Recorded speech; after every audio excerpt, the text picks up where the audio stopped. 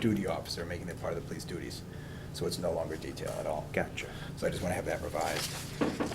Put those back up for next time. So But then I'll make a motion to accept March 18th minutes. I'll second your motion. Call for a vote? Aye? Aye.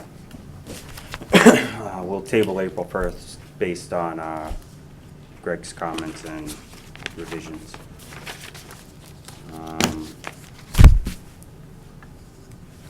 Well, we'll get to the next item. Want to introduce the new selectman? Yes. So we've had an election recently. As a matter of fact, it was the night of our last meeting. So 2 weeks and a day ago,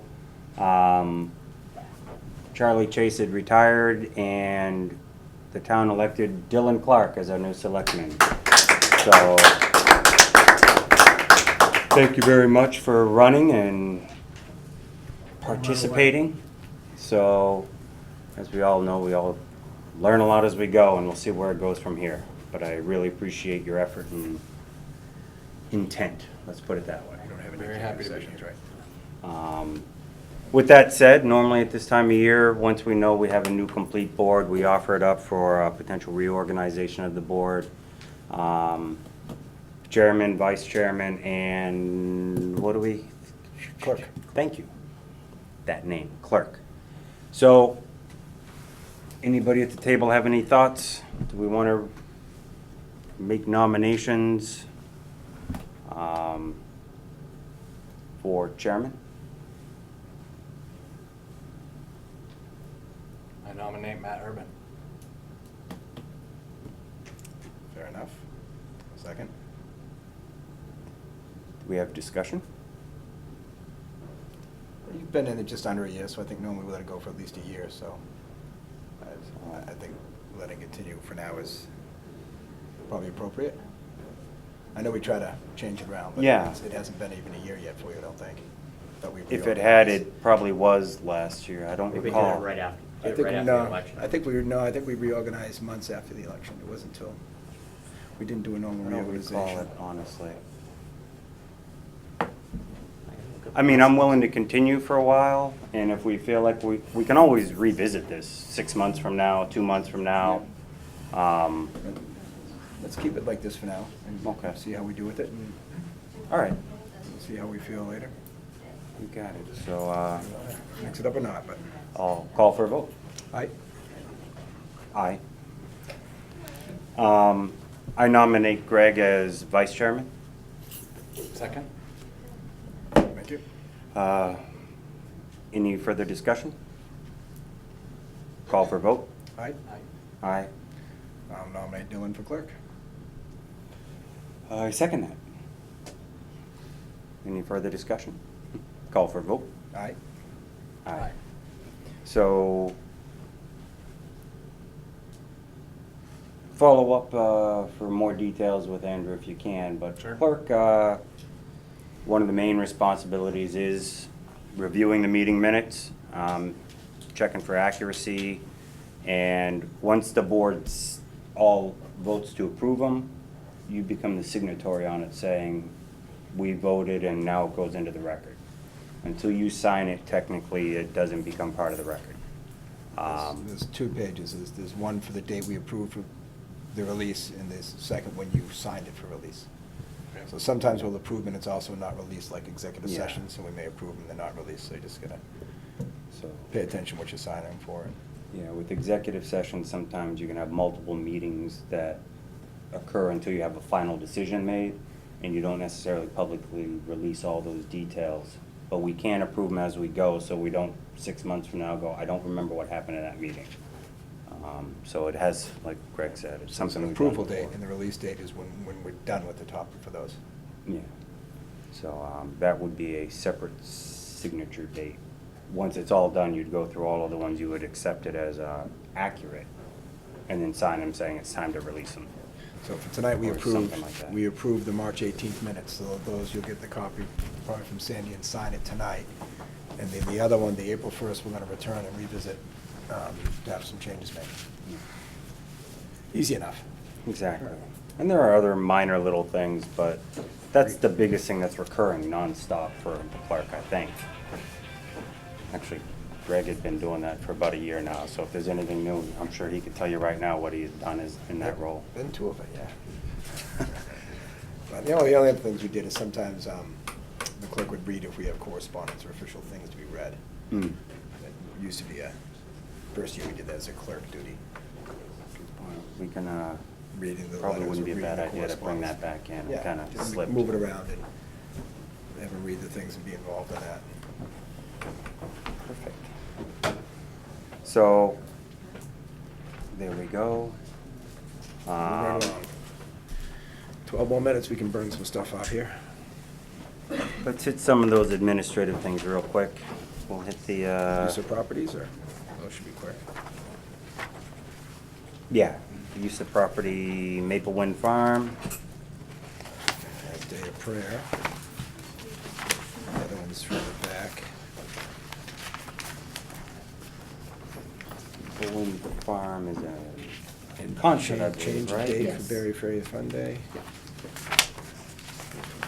May 17th was Maple Wind. Okay. I'm trying to put them in order. Everything. Doesn't mean having a particular license. Agenda. That could go quick. Wage It's even authorization. harder. We could blow through all these in a few minutes, But understood. right? There is a pile of things that look like they're fast. Okay. I have all the originals. We should be able to do all 5 of those, 6 of those, 7 of those. Okay, I got you. Those are for you guys too. So these are not the ones we sign. They're up here. Once we vote, Sandy will pass them through. All right, let's start with the Maple Wind Arts request to use Town Hall on May 17th from 6 to 9 PM for a concert. Do we have a motion to accept the request? I assume, once again, I always ask, we make sure there's no conflict in use of the hall, No conflict. and make a motion to accept the request to use of property. Okay. I second that. Any further discussion? Call for a vote. Aye? Aye. Next one, the Business Community of Barry's Family Fun Day 2019. They requested to move it to September 15th from what I believe was originally a June date. Okay. I'm guessing Day of similar. the week, are we up there? So it's Saturday? That It shouldn't hit says it. Sunday, I thought, the new Oh, that's a date. fiscal year, that's showing the wrong September. Oh, lovely. All right, just making sure we're not, what time are they talking? Are we still in possible concert in the Commons in there on Sunday rainouts, or is it? I don't know. It's a mid-morning, midday? Oh, okay, so it wouldn't interfere with that, all right. And our church group is gone on Sundays, is still there? Can I? It is a Sunday morning. Did we have a church group on Sundays, or are they Saturday? Church That's group. the. Town Hall. Town Hall. Okay, okay. All right, yeah, we'll be good. All right. Make a motion to accept the change date, move it to September 15th for the Barry Family Fun Day. Second. Any further discussion? Call for vote. Aye? Aye. Aye. Request to use the Center Common for National Day of Prayer, New Life Assembly, Southbury, Mass. This is a Thursday, May 2nd, from 12 to 1 PM. It's a community prayer activity.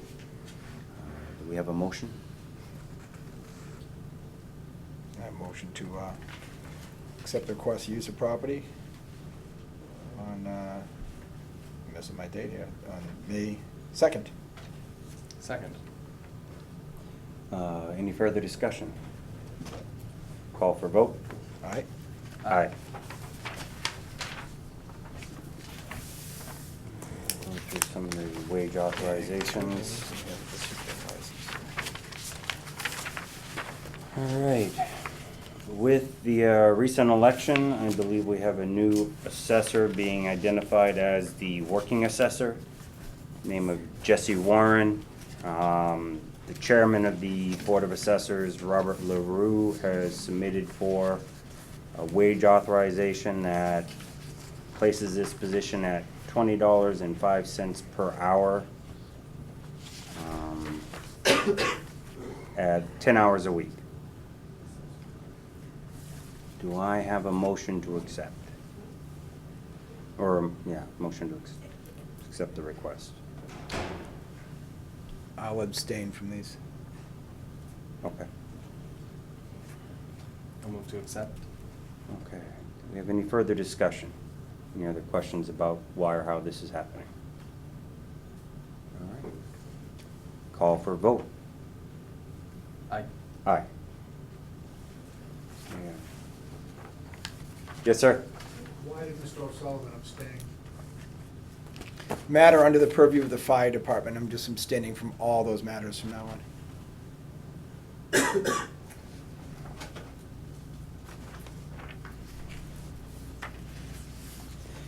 We have two more that are specific to fire EMS. Hiring of Christina Gustafson. No. Yep. From an on-call EMT step 2 to an on-call firefighter EMT step 1.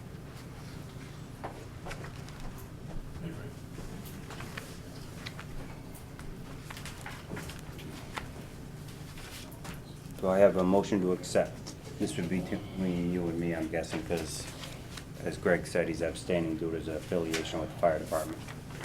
Motion to accept. I second that. Any further discussion? Call for a vote. Aye. Aye. That's what I see though. All right. I thought he was doing this one. Not that one. Is that the right name? I thought it was Richard, not Raymond. Which one are you looking for? Balzer. It's Richard Balzer. But maybe I don't. He's the remember. firefighter, both of them are firefighter EMTs, they move in. Oh, do we have brothers? Is that why I'm getting the name, first name confused? Raymond versus Richard. I thought it was Richard Balzer. Well, That's at least we'll the one that let was Rob requested. clarify that, but if it's the wrong name, we need to make sure we get it cleaned up. We have a position employee name, Raymond Balzer. Request to go from on-call firefighter EMT step 2 to a full-time firefighter EMT, 40 hours per week. This does change the hourly rate from $16.61 to $18.32 per our classification plan with the position. I make a motion to accept. Seconded. Any further discussion? Call for a vote. Aye. Aye. I went through this page. I thought it was a blank page, and I flipped through it, so I didn't realize it. So I thought we just voted. We have a couple more minutes before we jump into the next one, so let's go on the common victulars in-holders license request. Marguerite Toll submitted this for a location at 954 Walnut Road, Barre, Mass, under the name of White Rabbit Farm. The description is a farm stand on the driveway by garage house.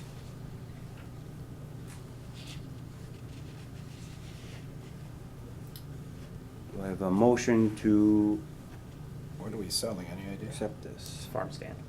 So, fruits and vegetables. Do we know what size property this is? Well, I guess they gotta do this because they didn't make a request for 61A, so it's not under agricultural accessory. Because otherwise, they wouldn't need this if it's already agricultural 61A, because you can do a farm stand on a farm, right? I believe so. I can double check it. Okay, yeah.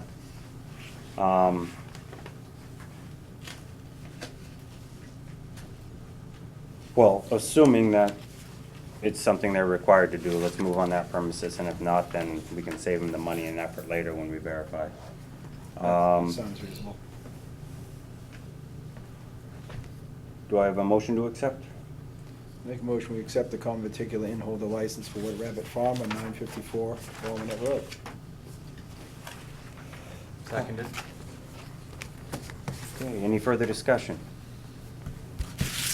Call for a vote? Aye. Aye. Aye.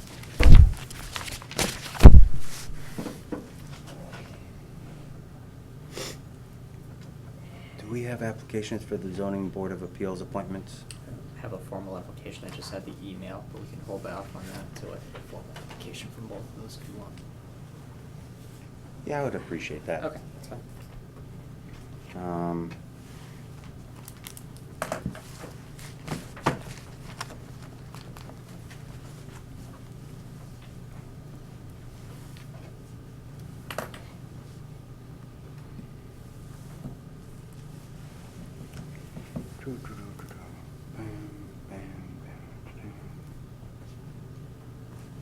All right. I would like to invite up members of the marijuana bylaw advisory committee. So if all or some of you would like to come up, you can kind of present to us as well as members of the planning board. If you're interested, members of the planning board, you can either come up, or you, chairman, if you would rather, you can come up as well. And have a seat, and we can kind of just hear what they propose and see what we can, or where we're at tonight. That's a better way of putting it. Would you like all the members or just the chair? There's a lot of us. Well, let's have the chairman, and the chairman can call any of you if he will work with you or whatever. Or I'll bounce around, I'll talk to the chairman, and then I'll let you guys all, like normal crowd, just raise your hand and I'll give you the floor when it's time. That is true. Lots of you. I was almost afraid to finish this, then the crowd will disperse and I'll be talking to myself again. And all of YouTube Nation. Well, there is that. It catches up to you.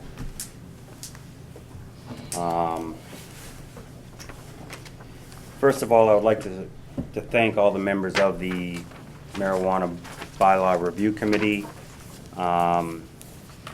We asked a lot of you, and we gave you very little time. You guys put in a lot of time. I even saw at times multiple meetings a week, efforts to try to make things happen. So I really appreciate the time you put in, because we didn't give you a lot of time. So not only that, you actually did provide a marked up draft as requested, so we have something written to kind of work off of and build off of, so I appreciate that. And we'll go from there. What I would like to start with after that, though, is kind of give you the floor, see how you want to either describe the process you went through, and then how you got to the end result. And then from there, maybe we can kind of go through each one and kind of just hit the areas that you are recommending to either revise, delete, or add to. Just so we can highlight your recommendations, not get lost in every page and every sheet if we can help. Sure. So first of all, thanks for recognizing all the hard work everybody put in, because it was a lot of work. I think the board did a great job putting together a cross-section of the community, because there is definitely people for it, definitely people against it, people who are just looking in the business sense. So you guys did a good job putting us together, so thanks for that. What we did was, we started with Article 9, and we did a line-by-line read-through of the entire document. And we went through, and as we were reading the lines, things that didn't ring true, things that not necessarily didn't ring true, but things that stuck out to us, we noted. So we reviewed the entire document, and then we went back and started pulling from other towns, other resources, and tried to put together a more cohesive document, if you will. And then we repeated the same process with the planning boards, Article 140, or Chapter 140. Same thing, line by line review, noted things that we wanted to come back to, and then went back. People did homework. We talked to the chief of police, invited people from the town to our meetings. So it wasn't just us that came to this agreement. What we did is everybody reached out to people that they knew. People got other towns' bylaws, and we kind of tried to understand what both the Board of Selectmen were trying to do, as well as the planning board, and try to put it together. We did notice a lot of things where it was the Board of Selectmen were trying to do this in their bylaws, and the planning board were trying to do this in their bylaws. So we tried to look at both documents as a whole unit as well, and figure out, okay, well, we recommend the Board of Selectmen handle this, and we recommend that the planning board handle this, just by what everyone does in town. So that's basically how we came up with all these edits. Okay.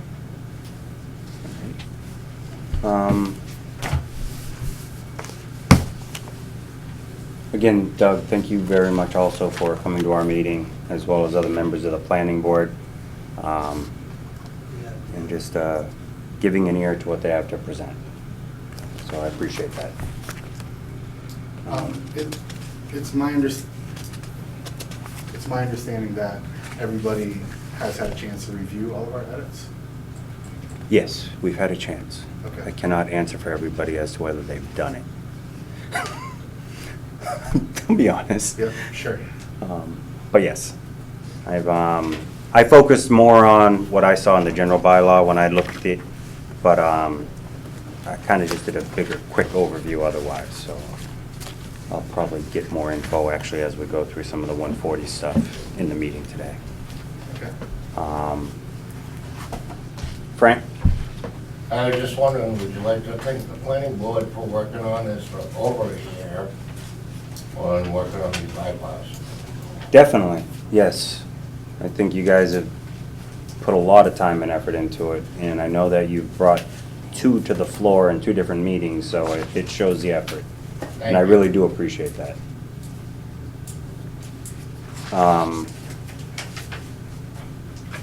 So I guess we can get started if you're okay Yeah. with it. Oh, Kathy, please go ahead. It's just that I believe that someone is capable of putting it on the screen, and therefore that might help other people who, if you intend to go through it page by page, it's just a suggestion that someone set up. could do that, and Can then you that get it might set help up? other people. Yeah, we'll just take it up. You're trying to do that. Meeker can do it in like 30 seconds. Right. You got your laptop. Well, thank you very much. Let me point out, this is actually how we did a lot of edits also. Was Yes. we put it up as a group and went through it and put notes. Perfect. So- That's an actual real use of this stuff. Much appreciated.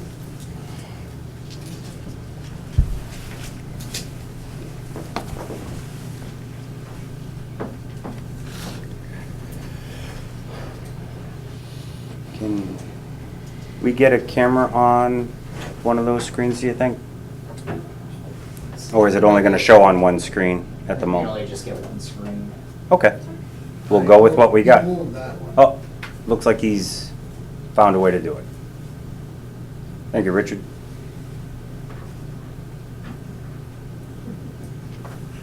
He nodded, yes.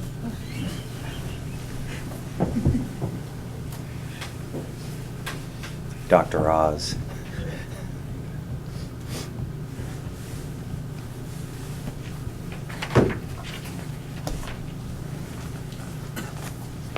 Which article are we looking at?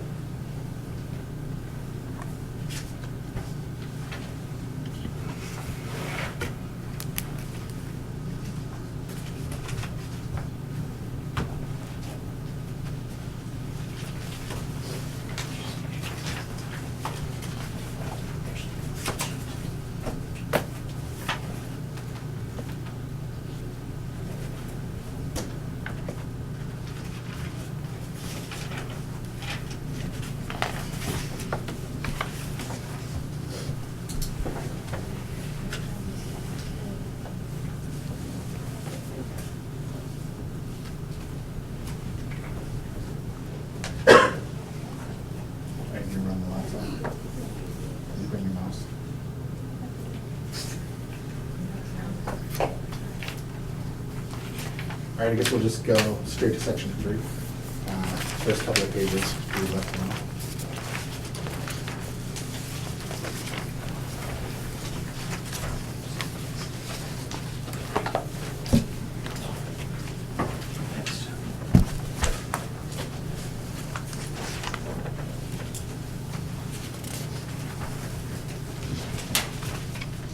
So the document started out talking about medical marijuana treatment centers. We're making the recommendation that you strike this, and the idea is that we're gonna pool everything all together. So the note is, remove this section, all of the regulation within the bylaw is written to cover all types of marijuana in town, not specific to medical or recreation. And that was a unanimous vote by the committee. Okay. So the idea Ralph has to is, speak up. Ralph needs to speak up. Oh, okay. Yeah, it's weird because I'm like facing this way, so I'm gonna be yelling at them and everyone's gonna be barely hearing me. I can take it. All right. Okay. So we started out with the license application requirements. Okay. I mean, do we wanna, I'm not exactly sure how best you wanna do this. I mean, everything's on the screen. Each one of these, you can just identify more in summary, and if somebody has a specific question, we'll get into the details. So I think kind of you summarized it as it was originally separated, it's a separate type of business, and you just said, roll it into just, this is how all businesses will apply for a license. Am I correct? That's what you're saying? That's correct. Yeah. That's a good start, and then we can dig into details if something like that causes other questions from people. Okay.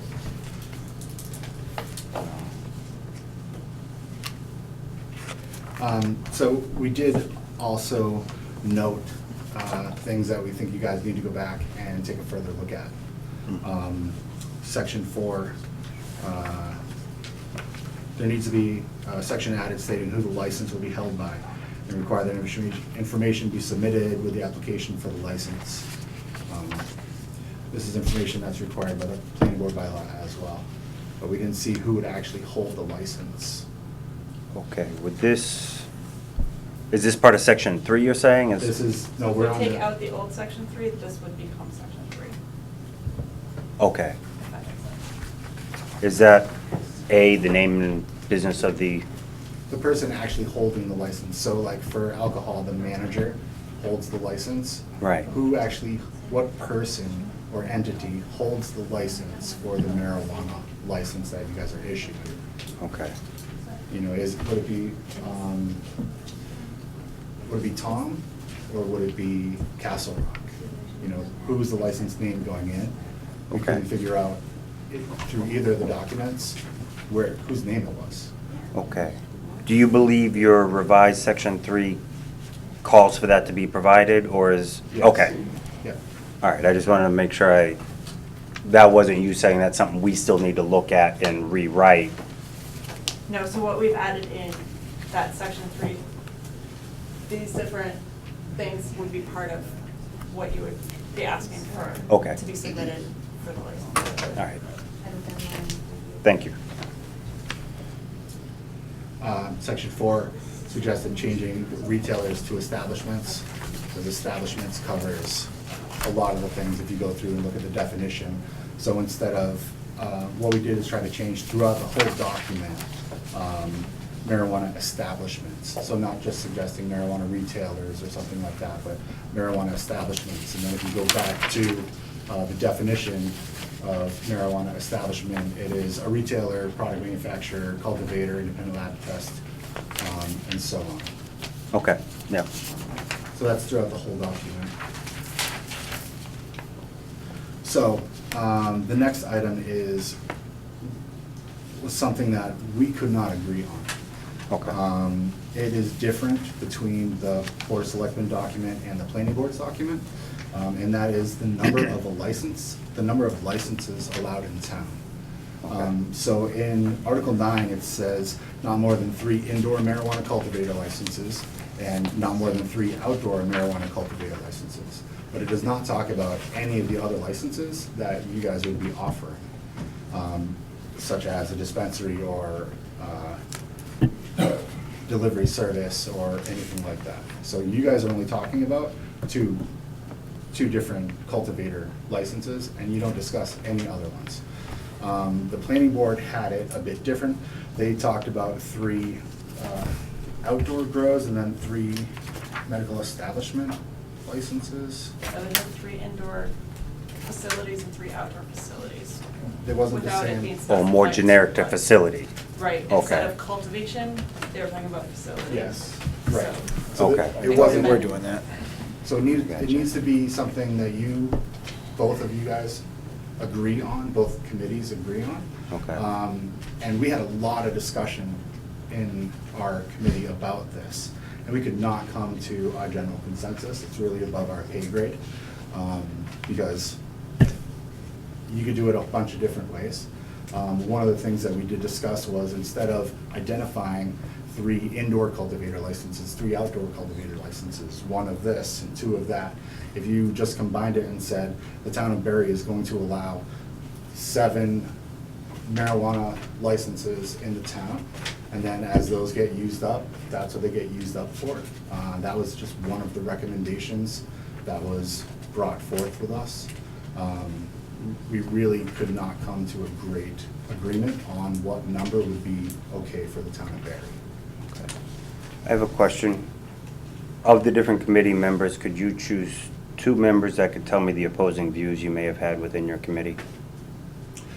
Or, I'm asking the committee even to raise your hand if you think you're one of those that I mean, felt like I felt one way and I felt another. Those are the 2 that I would have suggested, Tom and Kathy. If you guys don't mind, I would like to ask each of them to explain their side, what their thoughts were. Go ahead, Kathy, we'll start with you. So I just asked the question that, say Tom came in and he wanted a license, and he was going to do an outdoor grow, and then he was going to do an indoor, distribution, cultivation, and then transportation. So has he now used up the 3 indoor and 1 of the outdoor, but as just one person or business, he's used 4, so all there are left then in the town of Barre are 2 outdoor, and there's no more licenses. That's my question of, how do you word it so that it's clear to everyone? Okay, yep. My Go ahead, My Tom. point of view on this is that by limiting, so my idea would be that you do a blanket license. You keep marijuana retailer establishments as their own category as it is in A here, and then put a blanket 7 to 12 licenses that would cover the other categories, RMDs, indoor, outdoor, and all the other license categories. My thought is that we currently have 1 host community agreement negotiated, working on a 2nd, and that's gonna potentially eat up 2 of those outdoor or an indoor and outdoor license category. And I think the likelihood that a business is gonna take, $1 to $8 million and come here and invest in an indoor facility is much lower than saying, I'm gonna take 50 acres of R80 land and do a 2-acre grow on it. So my suggestion is that I think that you're really limiting the higher probability that, I think more people are gonna come to town asking for outdoor cultivation. I think that by limiting it to 3 and 3, you're really preventing folks, farmers in town from, capturing an opportunity to make a difference for the town and for themselves. Okay. Anybody else on the committee have anything else they'd like to just add to that? Go ahead, Chris. So I was against any cap on licenses, other than retailer. Retail is obviously that's out of our control. But it's a business, and I'm the one looking at this as a business. It's not only that, it's money into the town. And later on in these bylaws, we discussed indoor grow facilities, and we talked about the smell issues, and it's all dealt with in the bylaw. There would be no smell. That's part of the agreement.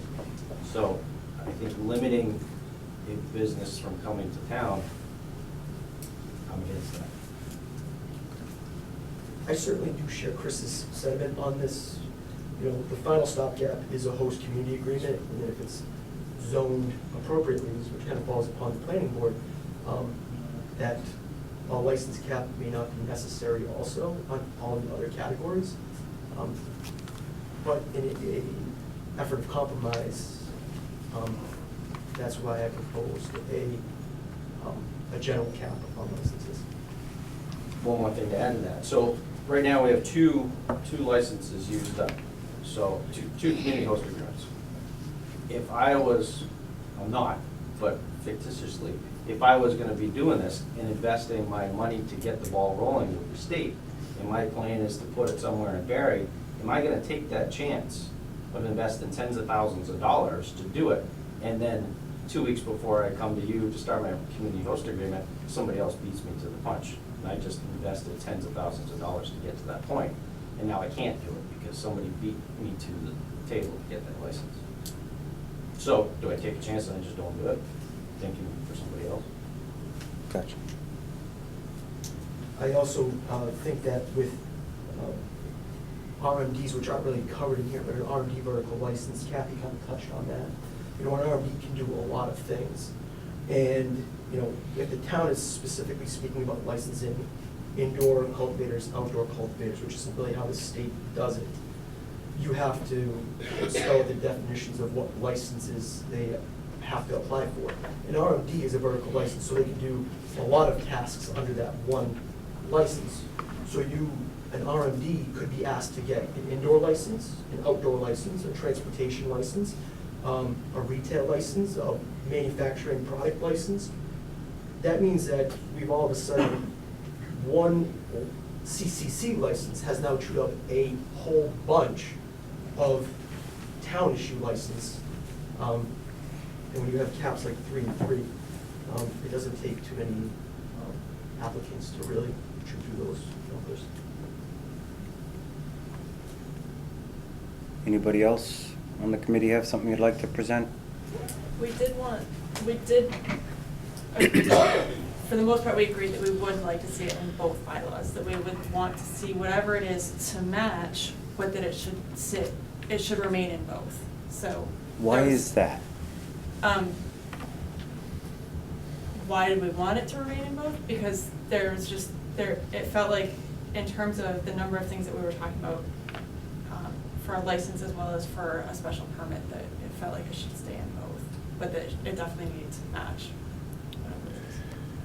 And if you don't mind, I think Nika had brought up a case where she had run into a situation, or a colleague or someone she's familiar with, ran into a situation where they weren't spelled out in both bylaws. And it was causing some confusion with enforcement and other things where, correct me if I'm wrong, Nika, I don't want to speak for you, but I think that's. Is that part of Charlton's issue? Charlton's- The planning board and the selective board weren't on the same page and somebody made a commitment that they didn't have the right to make, and then all of a sudden they're spinning circles? They have a number of issues, but yeah, that is definitely one of them. And just having it spelled out in both just makes it easier for a lot of towns to say. The other reason is, if for whatever reason, when it comes to town meeting, if one of these does not pass, it still remains in the other, so. Okay. I have one more question, then I'll let you guys jump in all you want. But the question I have is, when you did review this,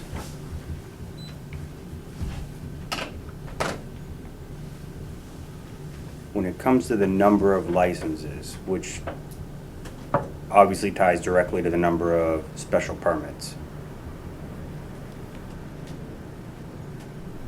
do we have any other bylaws that have a limitation on special permits? Do you mean in the town, or do you mean other towns? In this town, and generally, the other question is, when it comes to a planning board's role and a board of selectmen's role, number of licenses and licensing issues fall under the board of selectmen. It's the use of the site that has to be consistently used across the town that falls under the planning board. So limiting the number of special permits now means that here's my zoning bylaw, but only some of you are gonna get it, and it's first come, first serve. Which I don't know, that's what I'm asking is, did you review to say, is it appropriate to be in this board or in this board's? Was there discussions at all in your committee about that? There were numerous discussions about, should this be in the Board of Selectmen, should the planning board be involved in this, should the Board of Selectmen be involved in this, throughout both documents. So we did go through, and wherever we felt made the most sense for the Board of Selectmen to handle something, we pointed that out. And when it made the most sense for the planning board to deal with something, we pointed that out.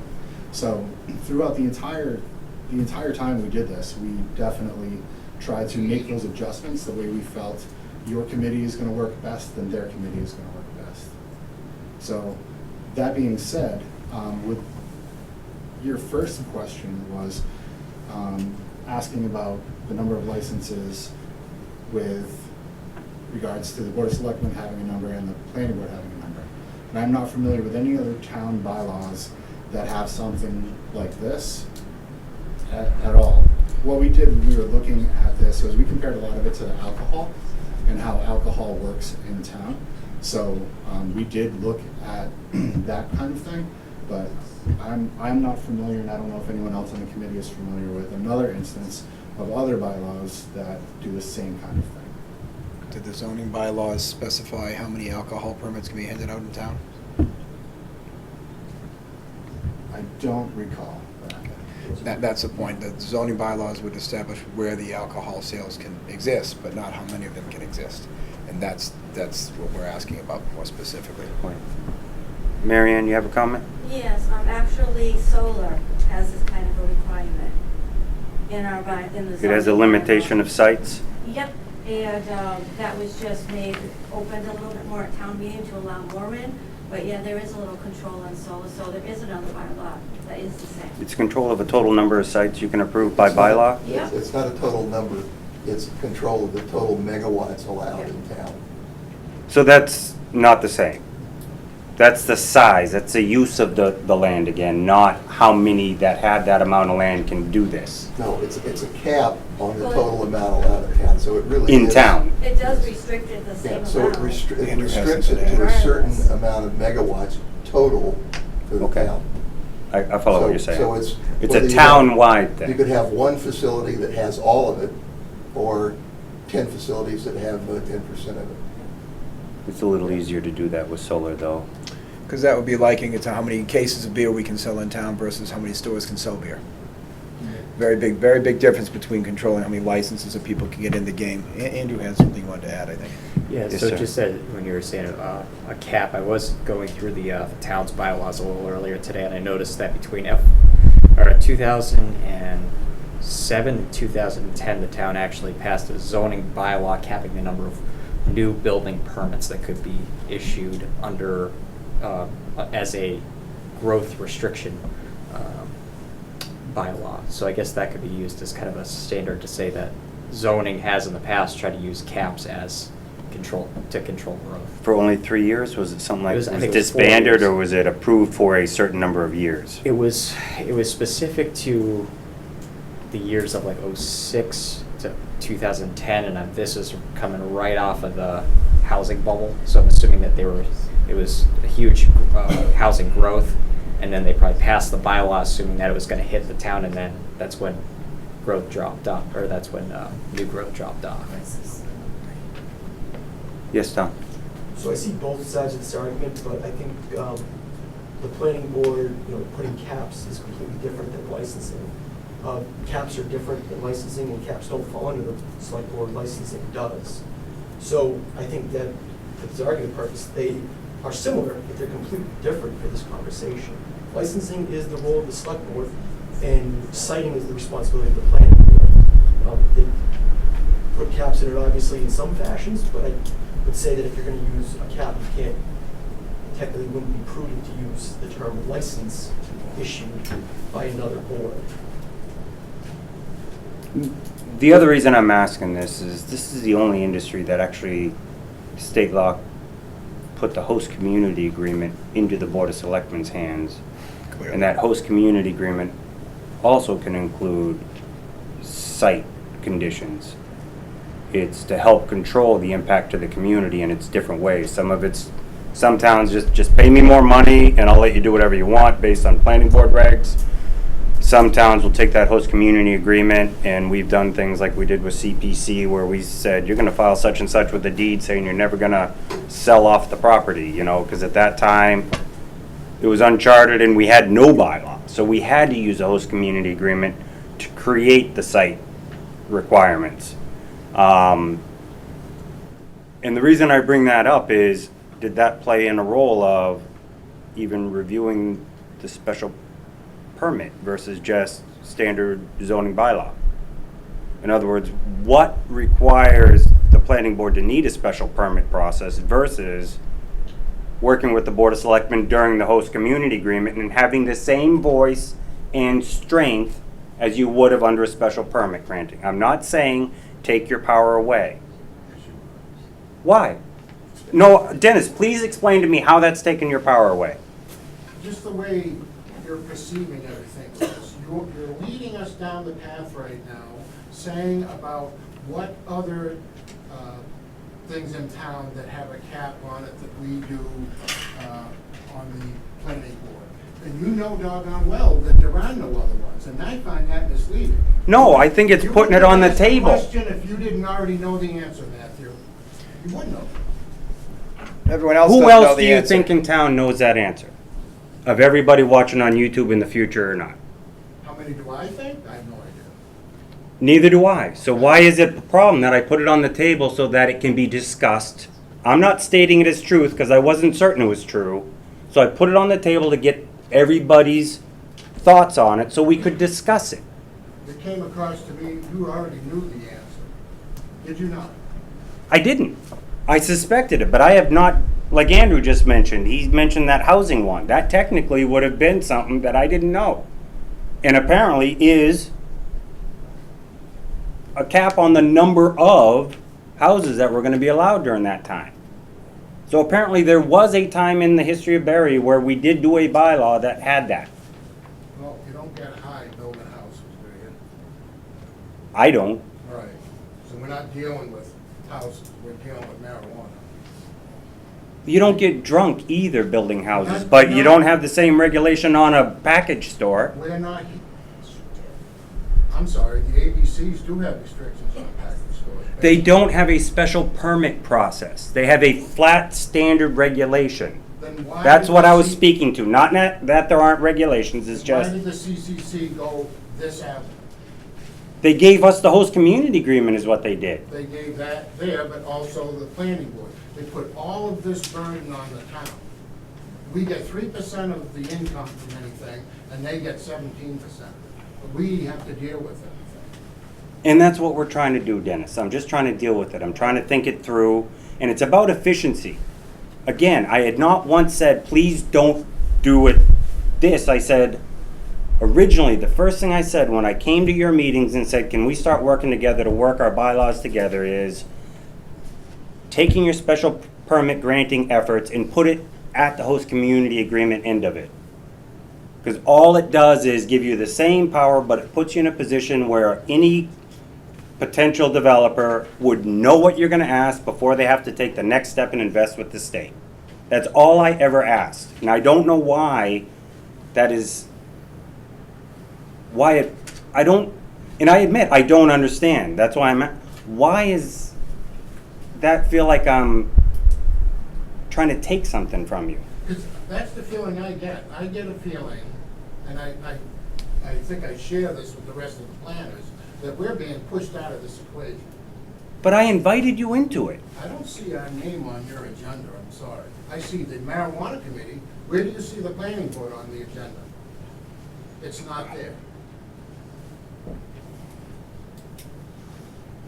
It's because it's a title, not a story. It's an agenda title.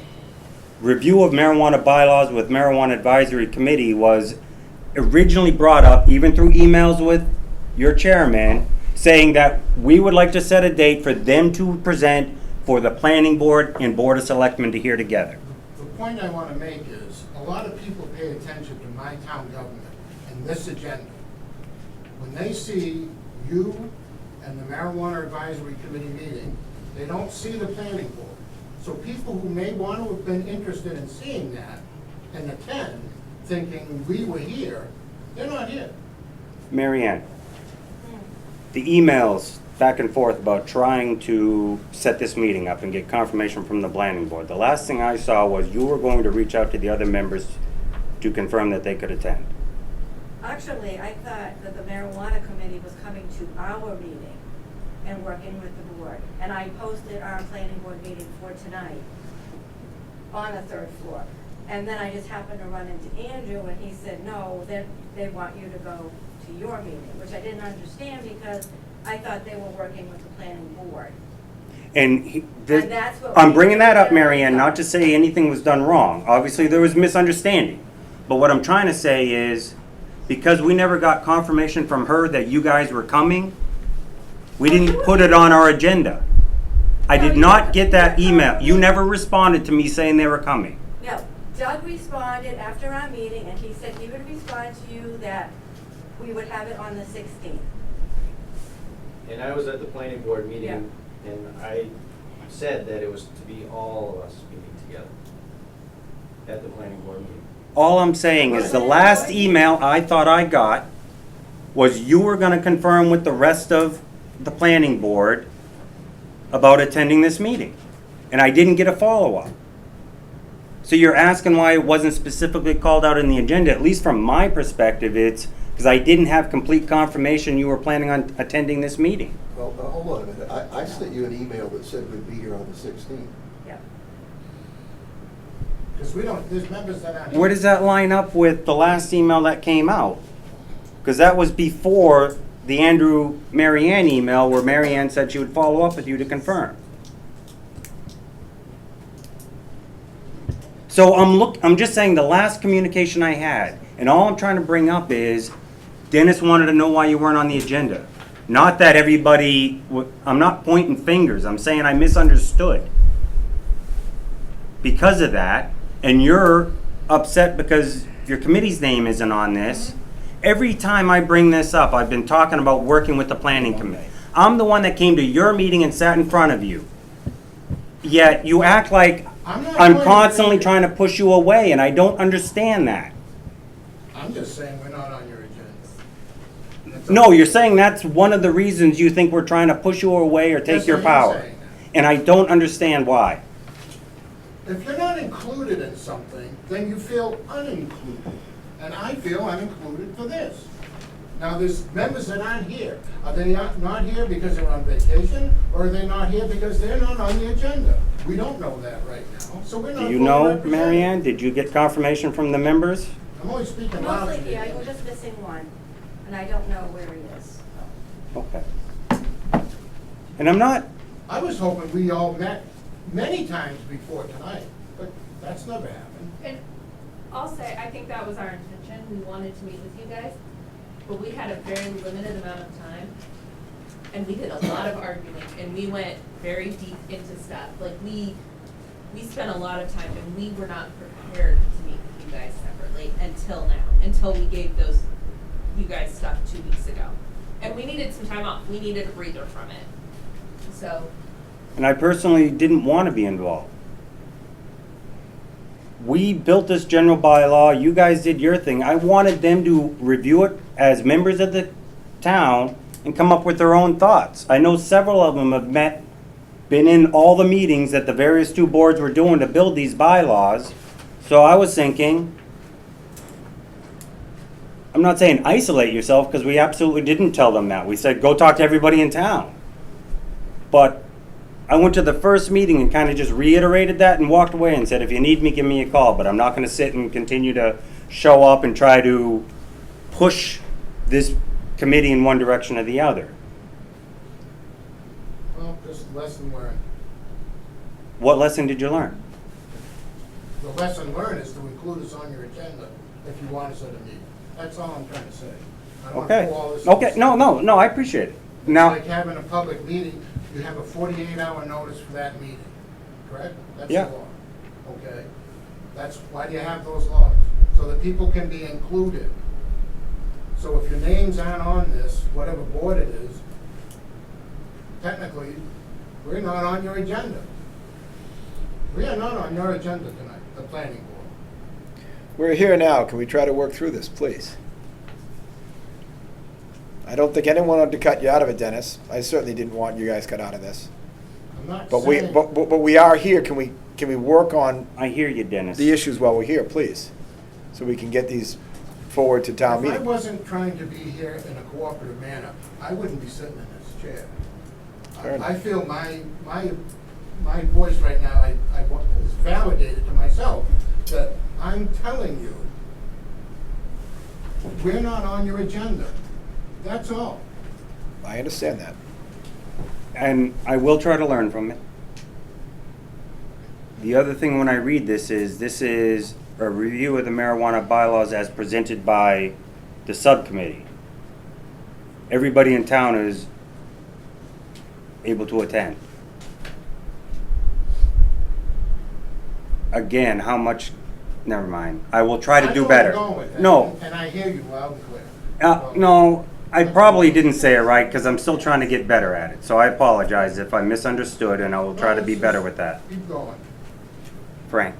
Mr. Selectman, if you are remaining more word, the last time that you did come to the planning board, that you said you would meet us at the planning board and we would discuss the differences and work something out. And as far as I know, is the sign upstairs is on the 3rd floor in the planning board. So we're at a selectmen's meeting and you offered to come to the planning board meeting. And I still that's will. just a comment I wanted to make.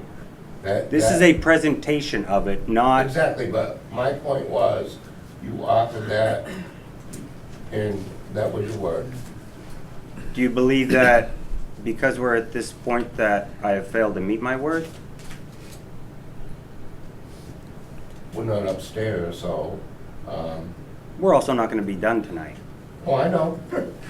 This is just I a know, presentation I is all I know. meant.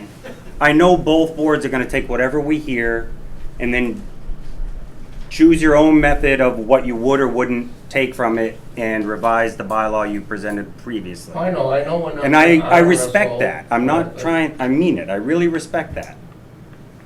But that's why we're having this meeting, just to get it out. You know, put it on the table what your thoughts are, and then we'll see what we can do from here. I That was will my come to one of thought. your, or Thank as you. many as you invite me to, planning board meetings. This one I thought was better to have here because also it is a presentation from members of the community that we appointed to try to represent a non-elected population to kind of add to our story. And I thought putting it on camera will help that get out there, that's all. And we can't, or we haven't done that on the 3rd floor that I know of, so. Dennis, after this, I'll get back to the whole review thing, otherwise you guys are gonna not like me. Well, I have one Let's comment. move forward. Go ahead, Greg. The idea of this committee was to give both boards a different perspective, as we both put a lot of time into our prospective bylaws. We have met some on ours, we have disagreements on how we do our own, but that's none of each other's businesses, really. We have to put our bylaw forward, and you have to put yours forward. The idea of this committee was to take a mixed group, a mixed collection of town, some pros, some against marijuana, and a lot of neutral people, business representatives, education representatives, and get a good mix of the public's view and opinion on this, so that we can use that as a tool when we make our final draft, this board. And hopefully you do the same with yours. You may discard what they say, you may accept and embrace everything they say, but when it comes right down to it, you still have your zoning bylaws to write that will have no influence by us, other than whatever we can talk and give our input. You don't have to regard our input. You have the opportunity to present whatever bylaw you want to the town at the town meeting floor, and the town will judge that and pass or fail that. And the same goes for ours. This group was intended to give us both assistance because neither of ours made it to the town meeting floor last year. They were both removed and tabled. No, So- there's made it. Ours made it. Well, We lost by 1 vote. hopefully, ours will make it to the floor with some of the amendments that we want to make, and yours will have something that can pass next time. If some of these things that is the public opinion are accepted and listened to by both of our groups, we're going to hopefully get something that's more palatable to the town. I'm still not convinced that our moratorium will hold up, the state won't kick it back to us sooner or later, because quite frankly, we had a year moratorium. Into the town's perspective of this, we made no effort towards getting the bylaws in place. I certainly don't think they'd allow us another moratorium. So I really want to see something get put in place. I want to see something useful get in place. And that's why I agreed to this committee, because originally I didn't want to have a committee. But they had a lot to do in a short time, and I can only imagine the number of hours they have in to do what they've done here. And I appreciate the work, I appreciate the comments, and I appreciate the changes I see in our stuff. And I hope you guys can do the same. And I hope tonight we can listen to the rest of their presentation without any more arguments between our boards. Okay, so we talked about licensing. Let's move on to the very next thing of section 5 or wherever you have it, past licensing. Okay, I don't think I need to go over all of the spelling edits or maybe suggested words. No. I don't know that that is necessary. I think Substantial changes, yeah. Right, really just need to hit on the substantial changes. You know what I didn't do is put the page numbers on this. Oh, awesome. Section 5, Yeah, we're on section 5, A, general requirements. paragraph 6. Yeah. Is your next major, it looks like, Yep. comment. And this was a lot of discussion among our committee as well. And this was how a business is going to go about closing their business. And what we did is, this was discussion that went back and forth over a number of different meetings, trying to come to a general consensus. And as you can see, it almost passed unanimously. There were 2 people that abstained from the vote, but, do you want me to read it? How do you want me to address that? Just summarize what you think you were doing, if you can, or not, and I'll just, Rob, I'd be happy to. Go ahead, Tom. So I think the intention behind this was, the intentions behind rewriting this were trying to look at why the select board put this in there. And the somewhat consensus was the fact that the select board are using these funds that they're generating from these establishments, they're counting that into their budget, right? You can assume after a year or 2 of operation that you're going to get a similar revenue payment from these establishments.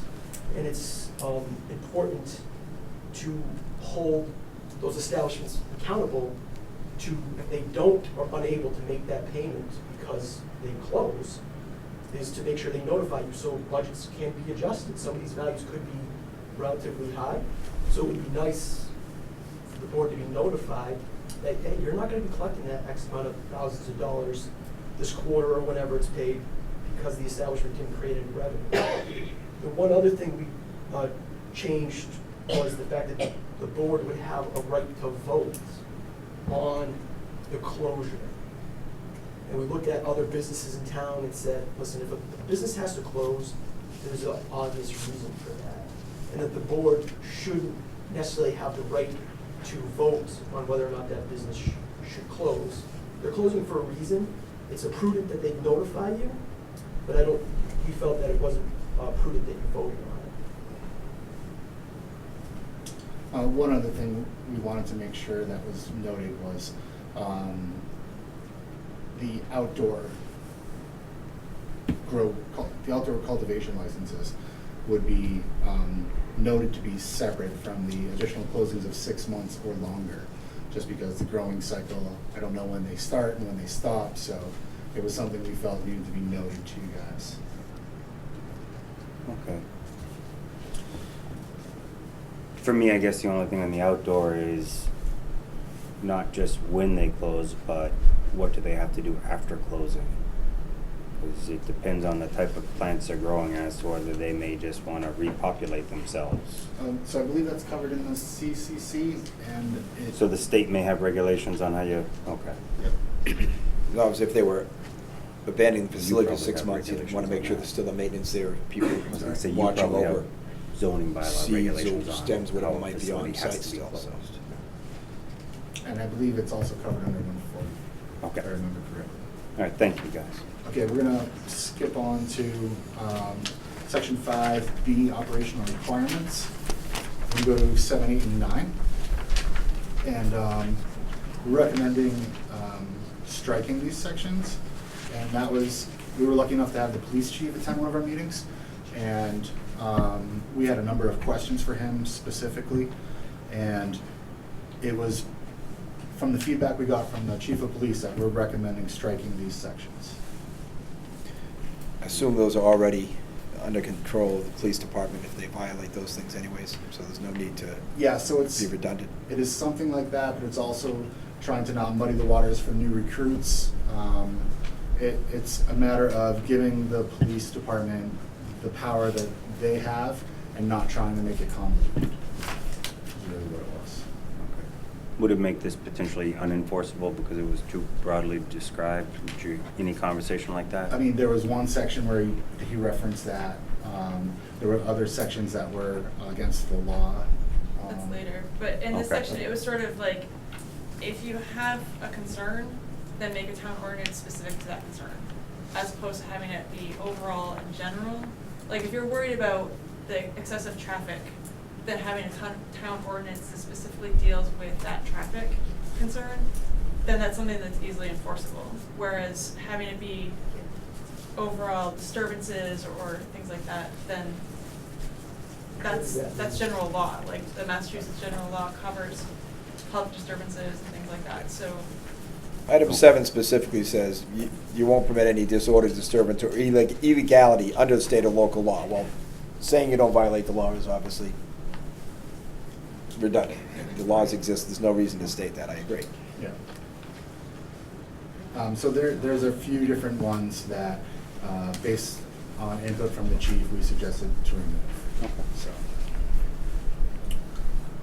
Item 10. I don't know, is that a big ticket item? Yeah, so that gets into the odor that we Oh, right. go into Just there 10? and put into it. Like, it was originally Pesticides. in 10, and we took it out and said we would deal with that as a separate item. It Okay. becomes 18 later. And then in terms of pesticides, Tom had input about that there's a state license app for an applicator of pesticides. And if you just kind of state that they have to be a licensed applicator, then you're kind of getting rid of. Is this the concern specifically for about- outdoor, or is this for Forces indoor them as to well? understand It's for both. the regulations involved. I'm sorry. I'm guessing being state licensed applicator means you also say you understand all the rules and regulations involved and how it's applied, what can be used where. Yeah, it's all part of that. I mean, you're licensed by the Commonwealth to apply pesticides commercially. So you go through a testing process of certification by the state. The Mass Department of Ag Resources is the folks that license those people to do that. Okay.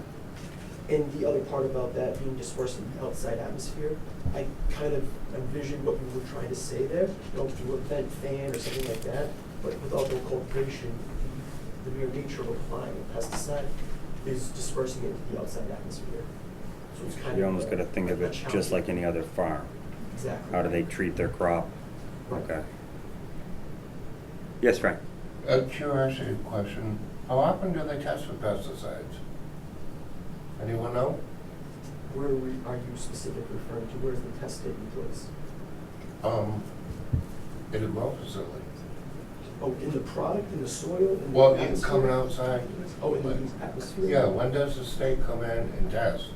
And how many times a year? I don't think, I mean, I can't speak from pure fact, but I would assume they don't, unless there was a concern that there was runoff, or other, infractions that would, require an inspection. Farms don't typically get inspected for. I understand, thank you. Okay, moving on to 18, odor. Another massive topic. We see a lot of the push.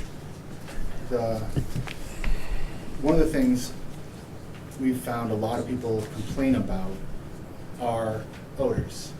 And we've seen it all around the country. we did a lot of research into how other places are dealing with odors, because that's gonna be something that's gonna clog up your machine for a minute. And so what we did is we tried to put together something that we pulled from communities that are already dealing with it. We did a lot of looking into Colorado and seeing how they're handling it. So a lot of this comes from Colorado. Let's take a second to look at this. So this does suggest that everybody has a different sense of smell. And how do you regulate that? Someone's gonna come up and say, hey, this is a nuisance. But how do you measure it being a nuisance? And so there is actually this machine that measures odors, and it's being used in Colorado right now. The notes, anybody can buy it. It costs $2,700, and that includes training. It needs to be recalibrated every year for $300. We would make the recommendation that somewhere in a community host agreement or in your dealings with these people trying to come in our community and put these facilities in, that you figure out how to budget along with their money, the town being able to get this, the Board of Health specifically being able to get this. Because if you don't have a way to measure it, you can't manage it. And anybody can come in and say they've got a problem, and maybe it's because they do have a problem, or maybe because they don't like the person. So we've heard about this being something that clogs up local governments a lot, with people coming in here and just filing complaint after complaint after complaint. So we tried to make it, we really replicated what Colorado suggested. This is basically pulled almost directly from something that Colorado's come up with. Do you have something to add, Tom? The other thing that I think that's important, this is a scientifically calibrated device. You have to be tested and trained to operate it. So as part of this document, right, if you have a violation, you're going to be fined X amount of dollars. So I think that it's prudent for the town to make this investment, that they're going to be finding people on a topic that can't, if you're going to say you're not going to scientifically prove it, then that potentially could be challenged in court, I feel could potentially open up the town to lawsuits where if you use this scientifically calibrated device in a trained provider, like a Board of Health agent or something like that, then you have proof right there that it was targeted as a nuisance. Yes, Frank? I'm under understanding that I've looked up this device, and they're pretty much correct around the price, calibration, but it's not something that one person uses. You need over one person to use, and you should hire an outside company to use it, not someone working for the town. And what this device does do, is it has little holes in it, and it takes in the outside air, and it puts in fresh air coming in from it, and it dilutes the air. And depending on how big the hole is depending, and I think they're all digital now, depending on how much smell comes in, is a digital readout. Before, they used to take people, 5 or 6 people, take them out there and, smell that? No. Smell that? Yeah. And, they would take the average. This device is not just a one-person device. This is something that an outside company that is qualified, certified, and been calibrated as often as they said they are, would need to be done. Just I got you. what I read on the computer. Dennis? So kind of speaking frankly. Oh, Tom, I'm sorry, I meant Dennis. You were in line, so I think the finger pointing got confusing. Yeah. Agree with Tom, Board of Health should handle that, they're more equipped for it. I think if you're going to adopt that, it should be a regional expense, so that more than one town can use it, as Quabbin District. Yeah. Each 5 towns with $2,500, and then however after that. But not too long ago, and I'm sure some people that are in this room recall a very odoriferous problem down by the Miller's Beach area in town. Methane.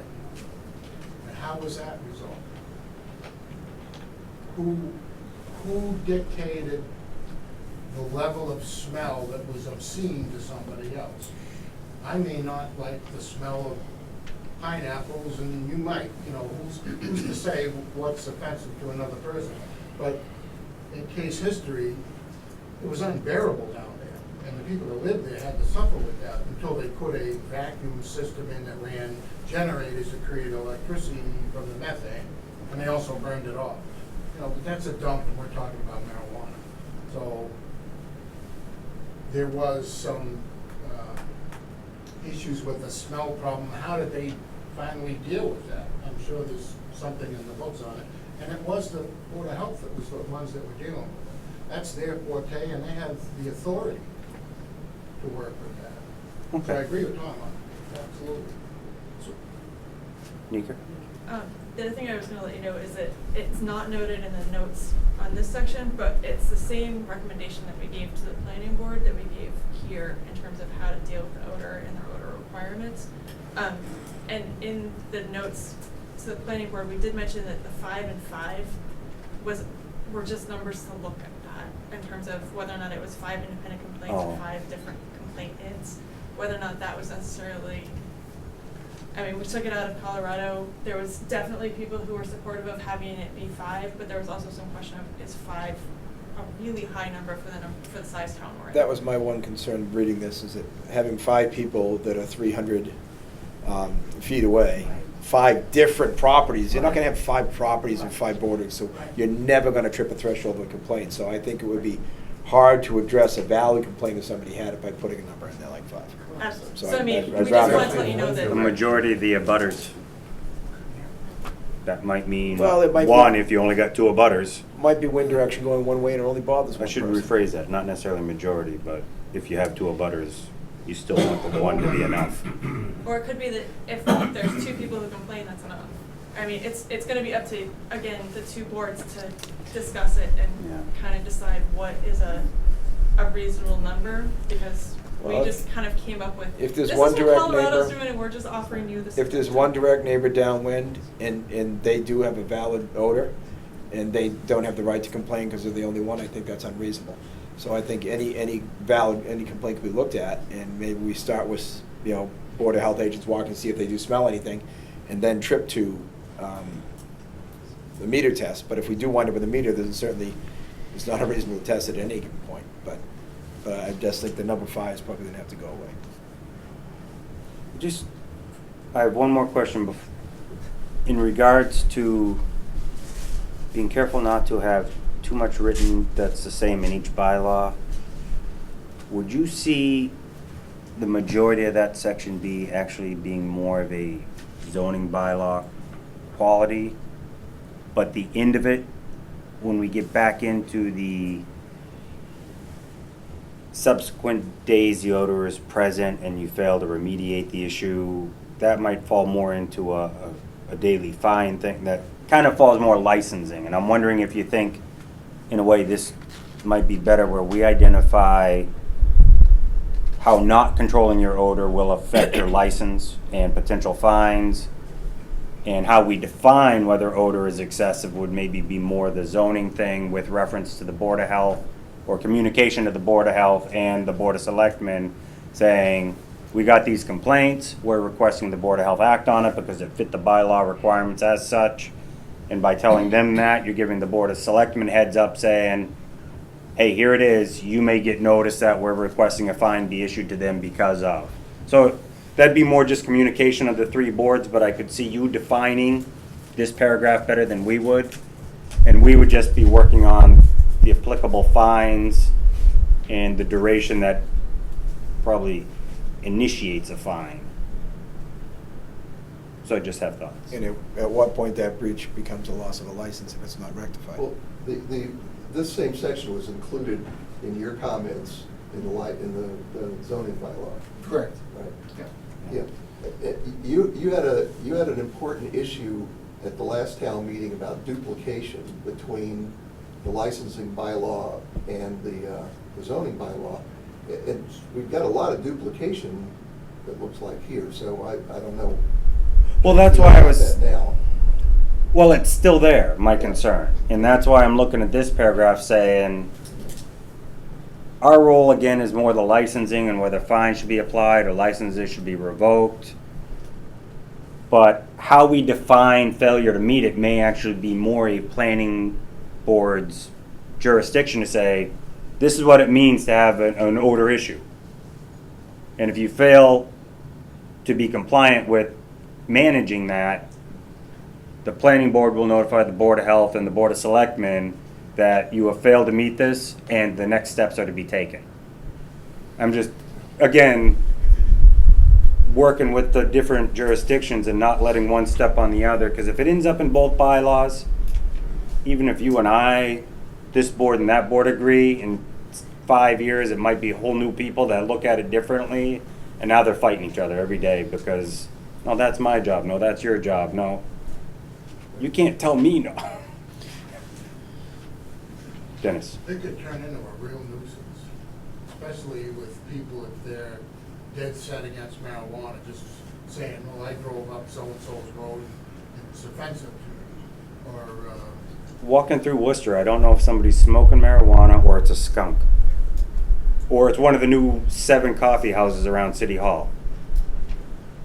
They're all just that strong, bitter, I don't know what's what anymore because it's everywhere. Don't get me wrong, marijuana is everywhere in the city of Worcester, on the streets and the parks. They have a huge homeless issue, though. there's certain flowerings that happen in nature that can be offensive. One of them, the worst one I smelled in this town, other than the dump, was the juniper bushes in front of the high school. When those things were blooming, they smelled like cat urine. Did anybody else ever smell that? That was awful. It really was. I've never smelled cat urine, though. You never had a cat? No. Oh. Yes, Ralph? So, you mentioned duplications, and we did suggest that we put this in both, because odor is definitely going to be a topic of contention with people. We tried not to do that. We tried to separate these things out. But with the history of the town so far, no bylaw has hit the town floor and passed. It just hasn't. I understand the Board of Selectmen worked for a long time on these bylaws. Didn't even get to the town floor. Planning Board worked for a long time on these bylaws. Got to the town floor and lost. I understand that. We're lost, correct. Yep. So. Let the record show. Yeah, first, yeah. So one, That close. there were a couple of things that we decided to keep in both of these, in case one of these doesn't pass. You know, all we're trying to do is protect the town and give the town something that it's voted on. We're trying to help you guys do what you've done. So there are some things that are duplicates in here, just to make sure that it's stated clearly in case one of these doesn't pass again. The concern for duplicity isn't over who gets control over say over it. The concern in duplicity is if we say we're gonna change this number to 1, and they say, nope, we're gonna have a 0, now we have conflicting laws, and that's the concern. You know, there has to be a consensus over, if we both carry this, what the number's gonna be, and that the exact same language goes into both. Totally agree. And that's one of the things we look for your recommendations for. My only concern for Mr. Urban's recommendation to splitting this is that I like to see the penalty phase listed with the law. This is a violation, this is penalty listed together. I don't like to say, here's a violation, and by the way, this penalty goes to that violation. I'd like them to see everything together. So I like the whole thing to stay together. And if that's an issue that needs to be in both, I think the language just has to be something we agree on that can be in both, so there is no possible conflict, because that's where we get in trouble. There's a conflict where one bylaw says something different than the other bylaw. And that's always been, I think, our biggest concern for having these things appear in both bylaws with slightly different languages. I think the hardest thing for us was trying to figure out how many complainants it should be, or how many licenses it should be. We absolutely agree as a committee that whatever number the boards together come up with, it needs to be consistent through both documents. We just didn't feel like we were able to offer a specific number. You know, we gave you some ballpark guidelines, but it's I would just think- not what we could do. I would think this is worth a little more discussion now to see if we can come up with a joint number. Because I'm seeing this as has been discussed, as being investigated by the Board of Health. So I think we need to be more lenient on a complaint that the Board of Health can investigate, and then they're gonna have discretion over at what point it becomes a chemical test evaluation. Other than so many complainants making a chemical test, it trips a Board of Health investigation, and then they'll go see what they think or what they smell and determine if we're gonna have to go for the chemical test. And I think it might need to fall into the Board of Health. The way Take this the is numbers written, out. the first step the Board of Health is doing is testing to see. So it's, if the number of complainants are received per the number agreed on, the very next step is the Board of Health going out there and taking the measurements in the field saying, can I verify this complaint?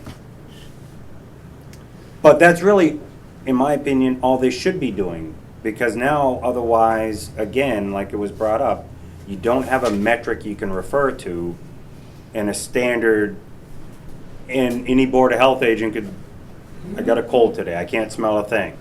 And he might legitimately not, or she might legitimately not be able to smell a thing. But that does not mean the neighbor's not smelling it. So if you don't have that calibrated machine to say this number is this, it leaves us in a very subjective. So I wouldn't want the Board of Health agent to go out there without the only intent is to measure according to this program. Otherwise, we open the door to the complainant thinking the Board of Health agent doesn't care, or the owner thinking the Board of Health agent is just going way up high because he doesn't have anything to base his decision on.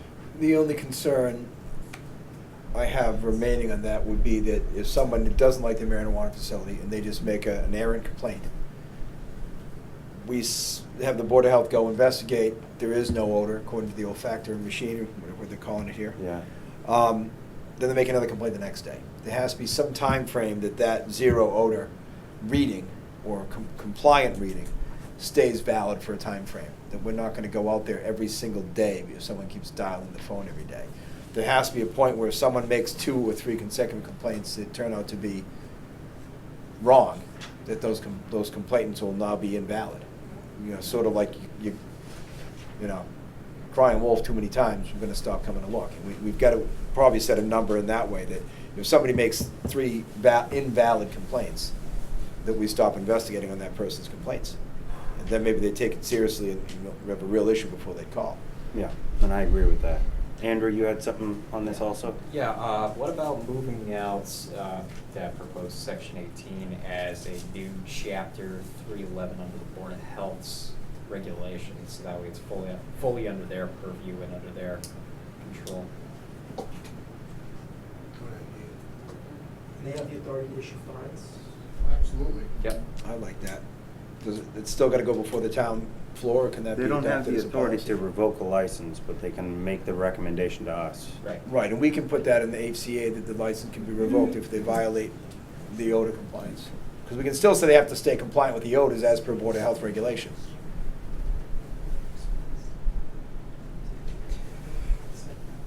I I'm like open that. to it. We'll see if the Board of Health is interested in trying to get that bylaw drafted, reviewed, revised, presented before this end of the month. Could just be as simple as that. That's what's written here. Change the number. No, I don't disagree, but I think change the number I don't to know a their complaint, schedule, so period. I don't want to assume A that, single yeah, let's give it to complaint. them, and they're like, I don't want this. And then we could just have a I'm just part saying, 18 I- saying that anyone that violates the Board of Health section of odor should be Right. On that. Could be a section. Should be All right, fine. all right. I'm only gonna give 2 more comments on this. Did you, Claire, say you had something? Yes. on Okay, I haven't Board heard of from Health. you yet. I'm not sure that they can handle smelling, because we called them, we had a neighbor burning plastic. And they said that wasn't under their jurisdiction. you had to notify the It's a state level, environmental that's protection. DEP that deals with Yeah. air pollution. So would this be the same, or can you? What the give Board of them Health a lot of bylaw times telling would be them is your to do it? liaison, who would then contact the DEP person that hits the regional. But you're right, I don't know, the Board of Health may still be, if we put it in our bylaw, Yeah. the that's ability what to I'm go saying. out and take the measurements. But that may be something that they can just now take that and bring it to DEP if necessary. But immediately they can bring it to the planning board and the Board of Selectmen, so we know if we need to be paying attention to a license infraction or a site assignment. And it could very likely be whatever they you don't call do it, what it you do. because they don't have the equipment. Because they told me I had to go to the DEP. I would prefer that we keep this in town. The testing, the enforcement, everything. And like I My said, experience, I'm a newcomer to Massachusetts, but my experience, a lot of people in DEP, they don't even know the state extends past I-495. Very true. yeah, and the only remaining part they just brought up is it something that we can test for? Is it something that has to be tested at a certain level, or do we have the right to test for that? We have to make sure of that too, that we can get certified and test for it and use it. And I would believe we All can. right, last one, and then we gotta move on, because we're not even through the general bylaw, and I know everybody wants to go to bed sometime before 1 in the morning. So I did a lot of research on this. I spoke to the scientist that actually invented this device. So I did a lot of this writing and we edited it as it went. That 7 is a scientific number that they came up with. They are using it. As far as the concern that a town employee couldn't be certified, they can be certified. That's part of that initial purchase of the device. They did recommend that you certify multiple people, so Dennis's idea of a regional, device may not really be a bad idea. That way you have multiple people that are certified amongst several towns. The other point that I wanted to make is that the way this is written is that if, we tried to put those thresholds of 5 complaints so that we didn't have a ton of erroneous trips from the Board of Health agent, since he is a consultant and it is, I'm assuming it's time and materials that he charges the town. So you don't want him going out there every minute that there is a complaint.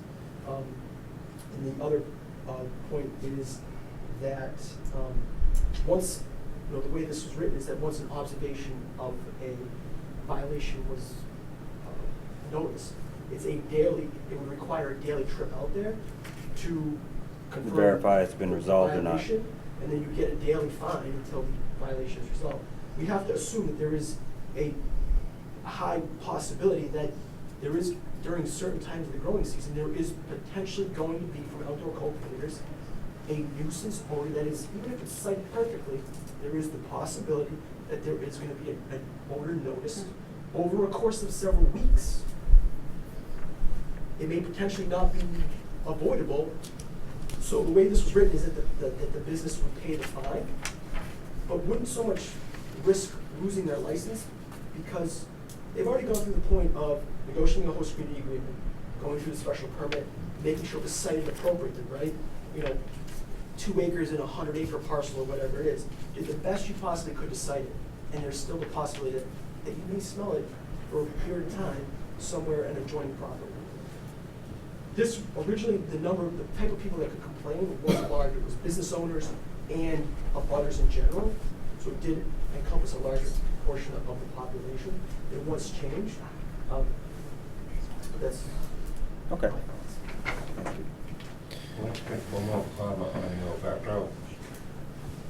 Go ahead, Frank. They do have machines that also are mounted around the perimeter, and they will make a recording on which way the breeze is blowing and how much of the scent is being blown on it. So they do have ground-mounted ones that go on poles. So, maybe that could be written into the community host agreement. Yeah, I think that might be a case-by-case request, depending on where they're looking at. Thank you. But a side note there, when we talk about the odor concerns, we don't know what's going to be. This is part of limiting to 3 for now, at the beginning, 3 of each. Because until we know what kind of pressure is going to have, we don't want to open it up to unlimited or to whatever.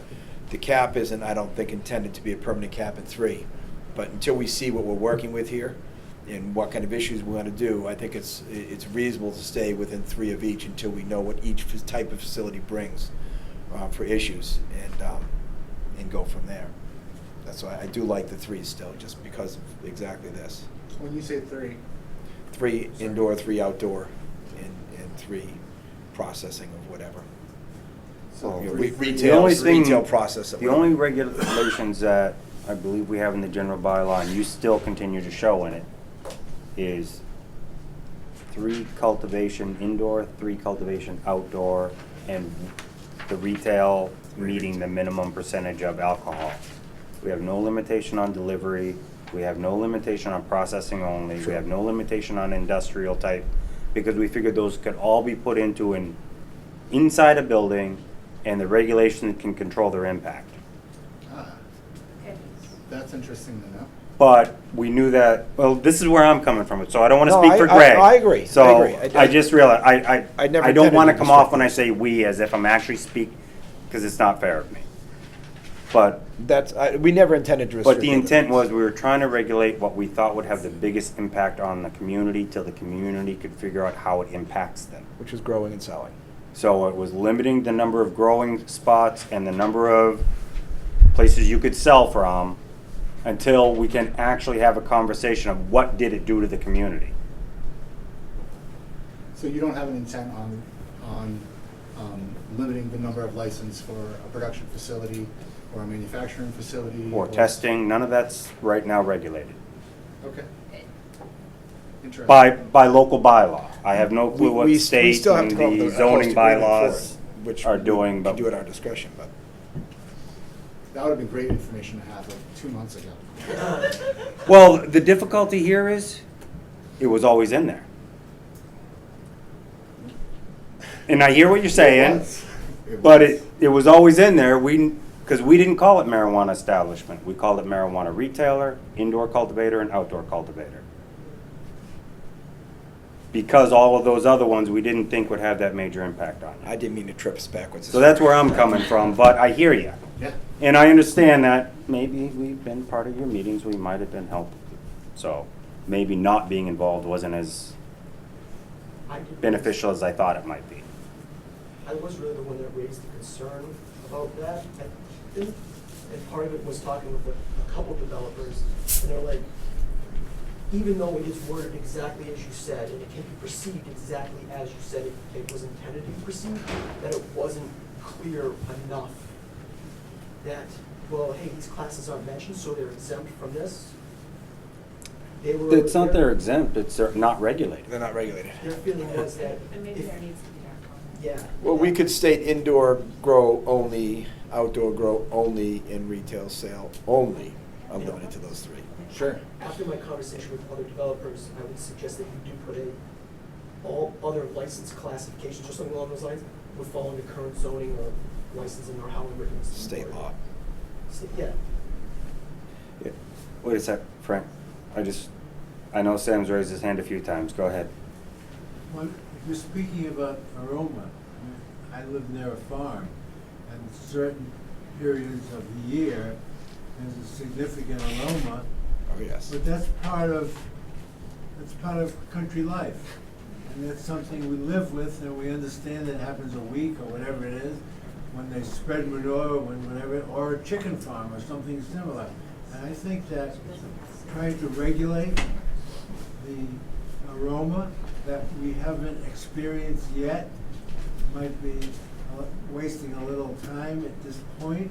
I think that the idea of giving this responsibility to the Board of Health and letting them make determinations regarding aromas and nuisance until we understand what the aroma is and whether it's a nuisance or whether it isn't, is just spending a lot of our town's money where we don't have money to hire an outside firm to go and inspect.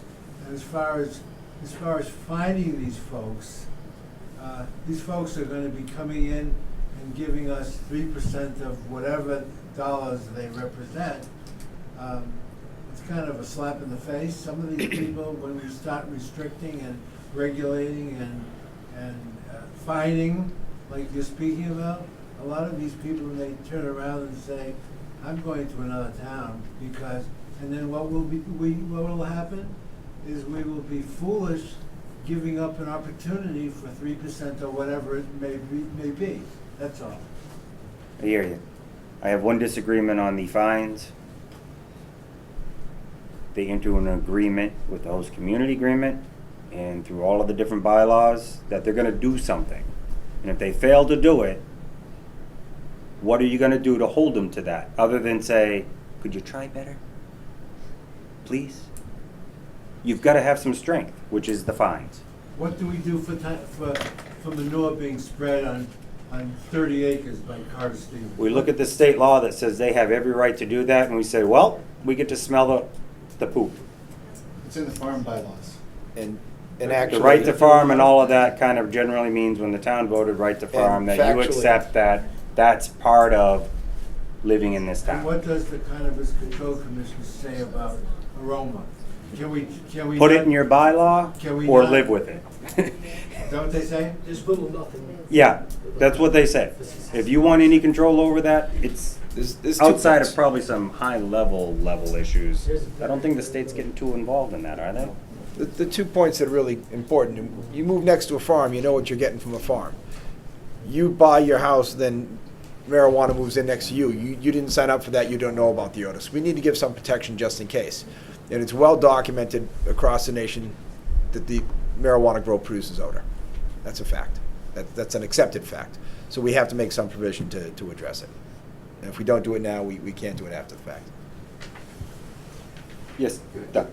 Just, we haven't had very many comments on this. We didn't concentrate on the licensing Understood. bylaw. We spent all our time on the Let's zoning get to bylaw. theirs, because they have a whole nother meeting. Yeah, and the comments. But I would say, because there's a duplicate here, I would say one thing. Yeah. In the first section there, it talks about indoor marijuana establishments, and it says no odor, blah, blah, blah, at the exterior of the facility.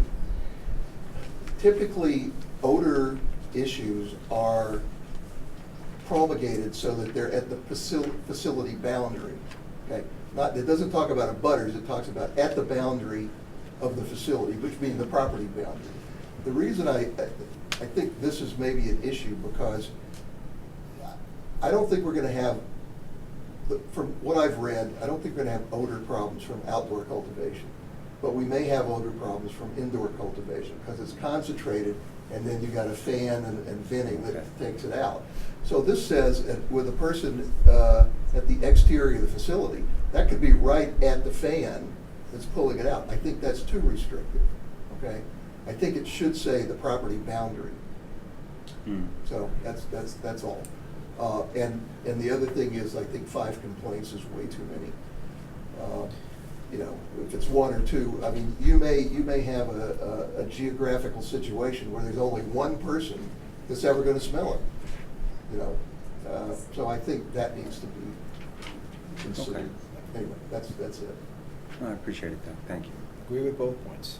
The reason we said at the boundary of the building is because the carbon filters should be taking care of that. They should be doing that, and if they're not, we basically want these companies to step up and pay the money to upgrade their infrastructure and make sure that it's not a nuisance to our community.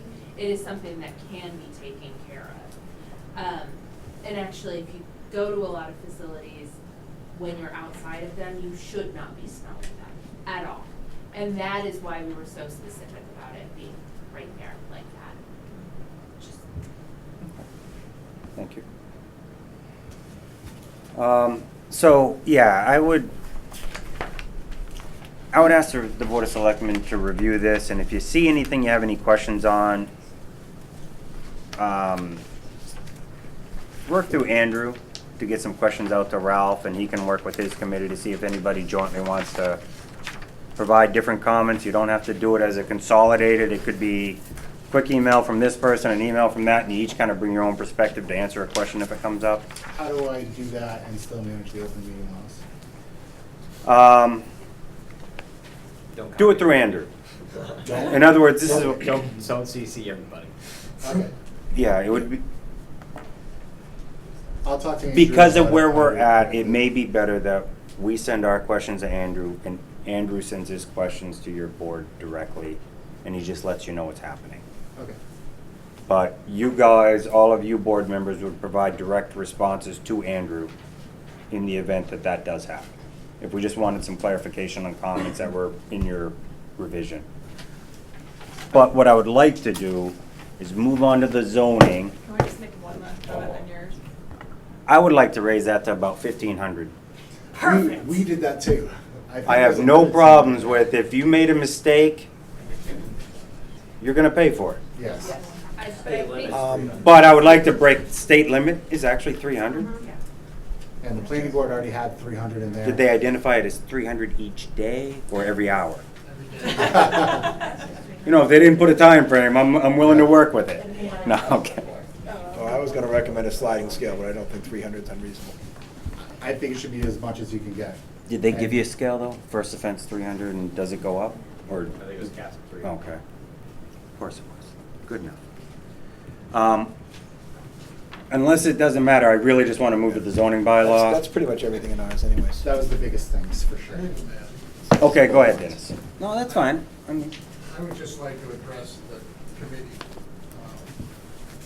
I'm not speaking for the planning board, but for myself. Having gone over their proposed changes and things at the meeting, I think the general consensus was like probably 7/8 of what they had done we agreed with. I personally appreciate what you've done. I think all of us, if we don't come together and put something that our constituents are gonna agree to, we've done all this for nothing.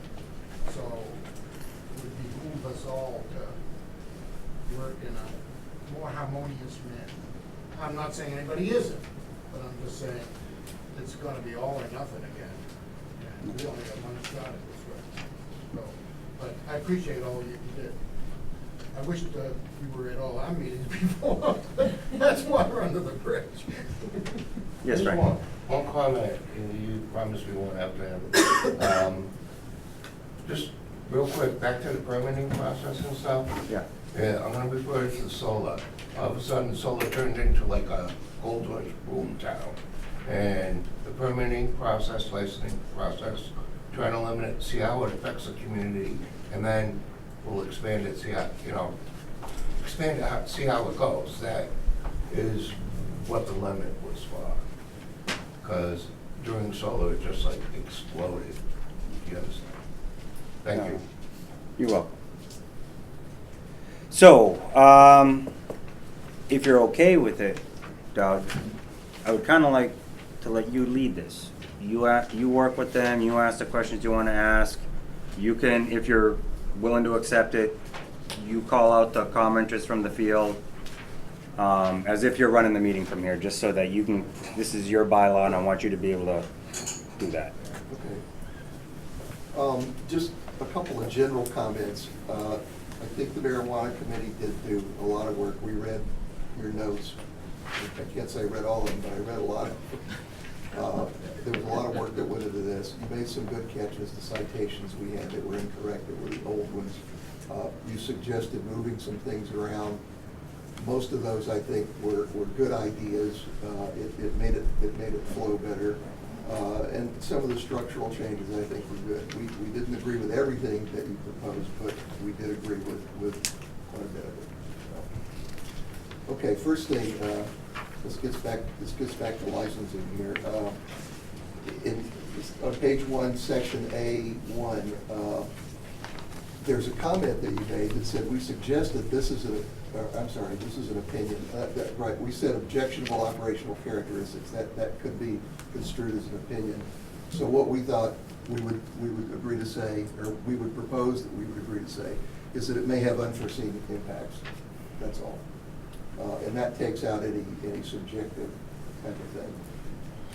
The next section 2, you took out some stuff, and I'm not sure what these, but the comment out here, which I thought was interesting, the committee suggested that the licensing bylaw should be included in this section.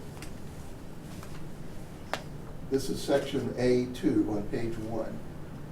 and I thought probably we should talk about that a little bit. There's reasons that we wanted a separate licensing bylaw. You know, there's some reasons that the selectmen wanted that. And then we had some issues with duplication of things, and we've still got some of that we're gonna have to deal with. But I was wondering, I mean, was that this said unanimous, so I was wondering if that's something you guys think should happen, and I wondered what the selectmen think about that. So I believe what that's referencing is, so for section A, number 2, subject to the provisions of this zoning law, Barre local licensing of marijuana establishments bylaw. That's what it's referring to, including. So suggesting subject to the provisions of this, that, Chapter 40A of Mass General Laws, CMR 935, 500. So it's just including that in. Okay, I misunderstood. So it really should say and, zoning bylaw and local licensing. Well, the reason it doesn't say and is because there's a number of other things that follow that, so Okay. the comma is correct there. Okay. And would be closer to the end where it says and NGL Chapter 94G. Okay. Well, I could see where if you just put marijuana establishments will be permitted in the beginning of the sentence. Because that commercial looks, I mean, that comma feels like you're adding another thing after the and. Like, visually, I could see where I would have been. What is the list of things that it's subject to end? That's Or you could simply say, legalese for all I know. marijuana establishments will be permitted subject to the provisions of the following, Yeah. and then bold it. Yeah, I like that better. And that would clarify it for anybody. Yeah, okay, that makes it more clear. Okay, you suggested that we define outdoor cultivator and indoor cultivation, or indoor cultivation, which I think is a good idea. And so we said, okay,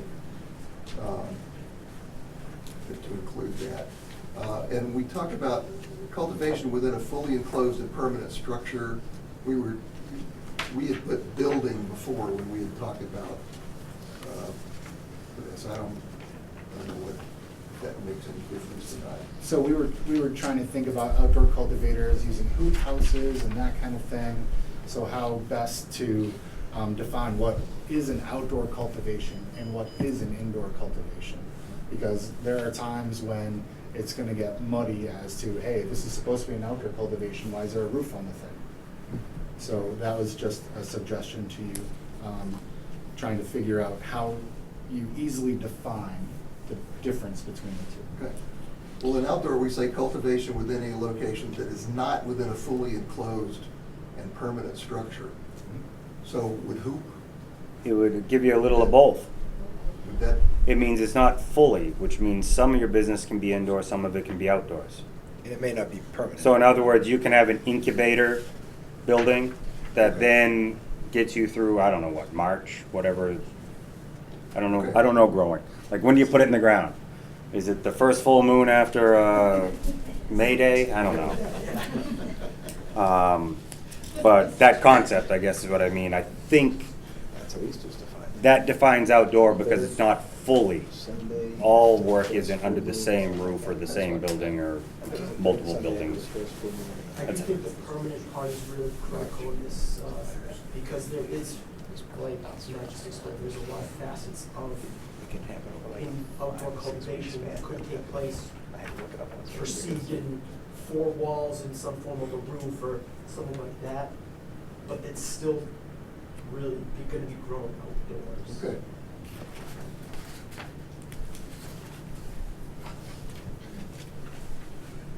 Second page, under marijuana establishment, you recommended including registered marijuana dispensaries in those definitions, and we said that's fine. We included that. There was a citation here. All the citations that we had were from the draft state law, and now that it's a final, so we're gonna We'll change all of those differences. In the midst of your bylaw drafting, the state said, oh, we're gonna renumber everything and have fun with you. Right. How many towns are taking those revisions to town meeting again now to just say, it's now 9:35? Most of them are bothering me, honestly.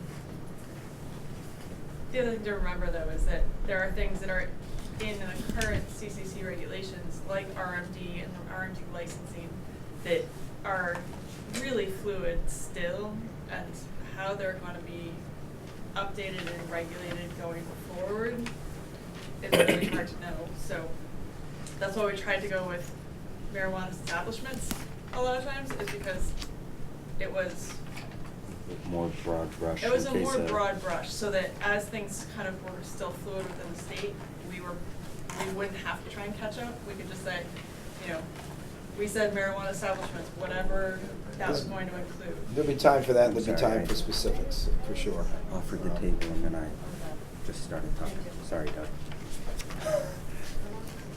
All right. Okay, and we, in C, this is, we don't have page numbers on ours, unfortunately, but it's page 3. I think what you proposed on C is combining these two, marijuana establishment. Correct. And marijuana establishment and marijuana retail storefront.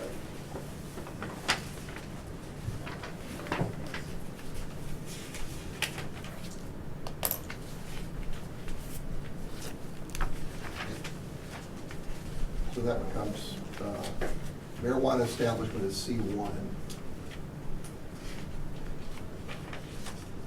Okay.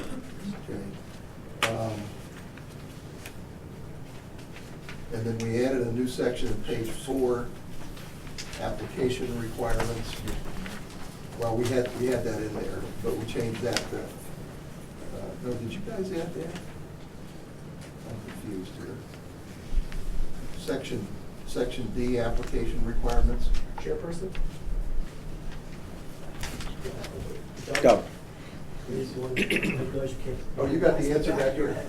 So I just wanted to go back to C1D.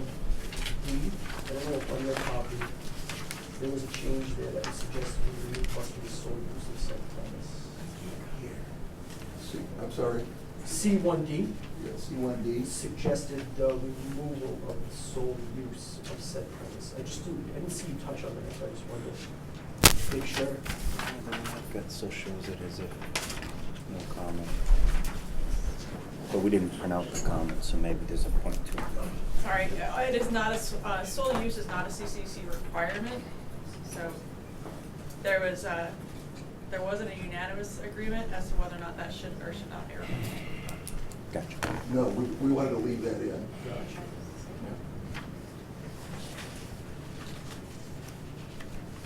Okay, page 4.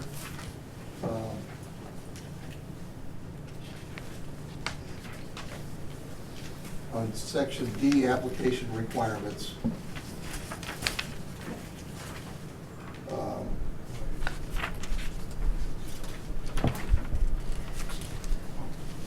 You recommended taking, well, we changed it to marijuana establishment, which is instead of AMU, which was the old designation.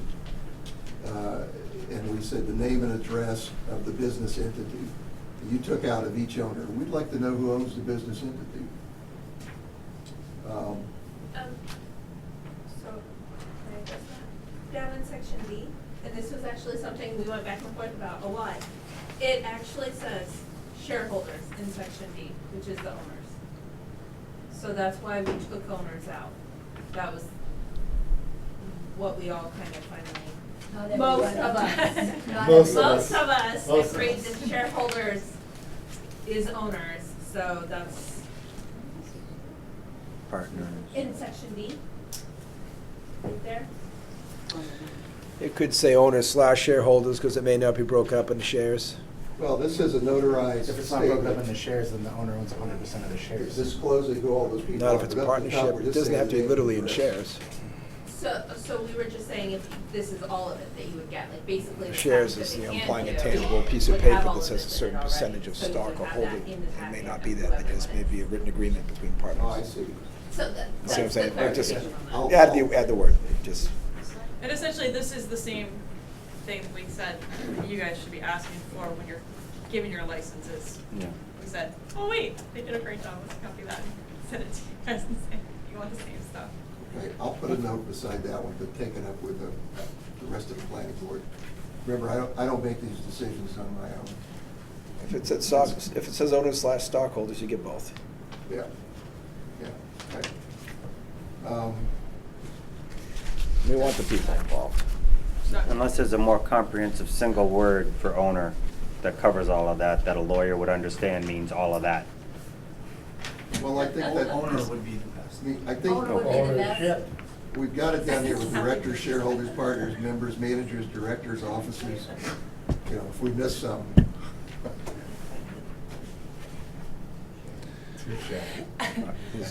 I just heard the attorney say owners would be the best, legally. And section E, we said that's redundant, which I agree. We're talking about lighting, fencing, and that's in the security report requirement, so. A lot of these things, I think we can knock off some of these pretty quickly. A lot of these things are in the CCC regulations that say, you've got to do this. What we're saying is, we'd like to see a copy of that plan that you submitted to the CCC. For water use, security measures, transfer of ownership, waste management.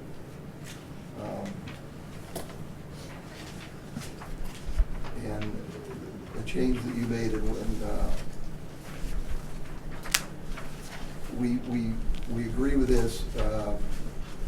We put in I think you put in the Water Commission will review and approve the water use plan. Whoever that is in town, whether it's DPW, It's the Water Commission. okay. Yeah, 3-member elected Okay, commission. all right, yeah. And because we don't have the expertise in the planning board to do that, or security or anything like that. Doug, if I may interject, that's really what we did throughout this whole entire section that you're looking at right now, is we really tried to dial in who has the expertise in this, Yeah. and then make the recommendation that that's the people who review. Yeah, yeah, and that's fine. And we put in the waste management report, and, you know, for a lot of these things, you know, indoor cultivation would probably be something that would have a waste management report, but a retail store, you know, you're not gonna have that. If it's not applicable, it's not needed. And I don't know if we made that, maybe we need to make that language clear somewhere in here. It says, you know, if you're not required to submit this to CCC. The term "where applicable" is Right. is Right. pretty good for that. Okay. But yeah, if we talk about places that are processing, then all of these things will be applicable. So, Okay.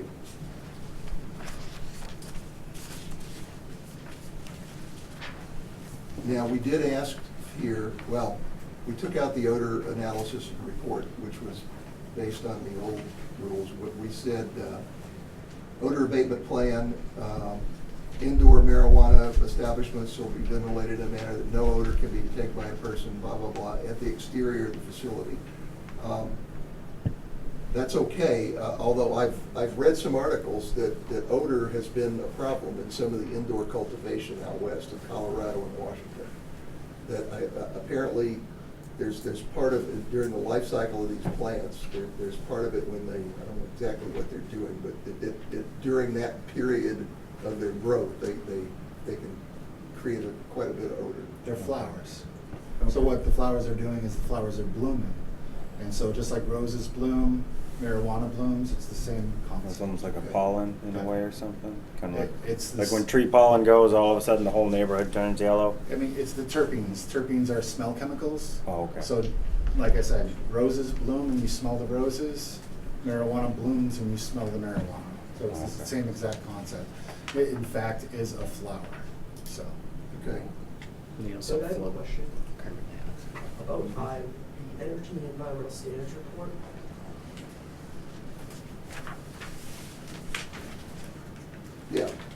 we didn't see anything, or I didn't see anything personally in the CCC technically about this type of report. I tried to look up what this type of report really means, and there's a lot of variation as far as what that can be perceived as. My suggestion as a town person would be that if you decide to leave it in there, I think being a little bit more specific about the information of the type of report, I think it could be, and this could be perceived as 2 sentences to a $10,000 or $20,000 study. And I'm sure that wasn't your intention, but. Okay. We'll go back and take another look at that. I thought that this was one of the requirements for some of the bigger facilities in the CCC regs. So in the CCC regs, they do recommend that you use, I forget the exact term, but it's really, there's nothing specific in asking about specific energy use studies. You know, they want you to make a best practice and try to follow best guidelines, but there's no specifics as far as what they mean by that and what they're looking for. Yeah, okay. We'll But I take do it- believe he's right that there's a report that they ask for in terms of how much energy you're gonna be using within the community, so that if it's gonna change how much electricity has to come to a section of town, like there would be, that would be known ahead of time instead of. Especially in the summer when everyone's using the AC. Or not. It's true, it's possible. And if that's what you're looking for, I think you can just try to do a little bit better job of specifically saying that. Okay. Construction management plan submitted to the building department for their review, because they've got the expertise. Traffic study P for retail establishments, we don't need, this was fine, we don't need a traffic study for, you know, a test Farm. lab or, yeah, something like that. As long as the farm doesn't call in busloads of tours. Right. Free And sample visual- Fridays. Visual impacts, this was, I think this was already here, and we moved it, you recommended we move it to this section from where? Correct, it was closer to the end of the document, Yeah. I believe. Yeah. We felt like this kind of went with everything in this section. It was section M. Which section is it now? It's It's Q. section Q under all the others. So it's underneath all the other reports. It was just, it had been entirely separate in reports later. It's under application requirements. Yeah, okay, and that, we agree this is a good place for it. I like it. Names and address, we had construction contractor, you changed it to general contractor, that's fine. What is-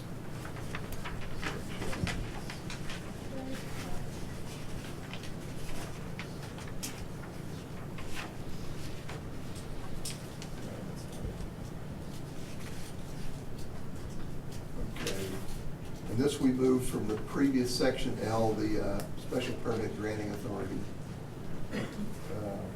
And that's fine.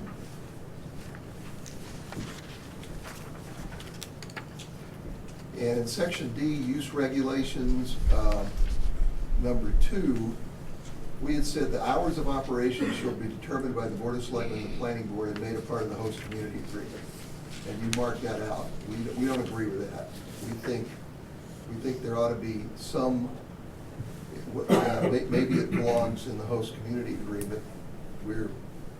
I think. We included that in Article 9.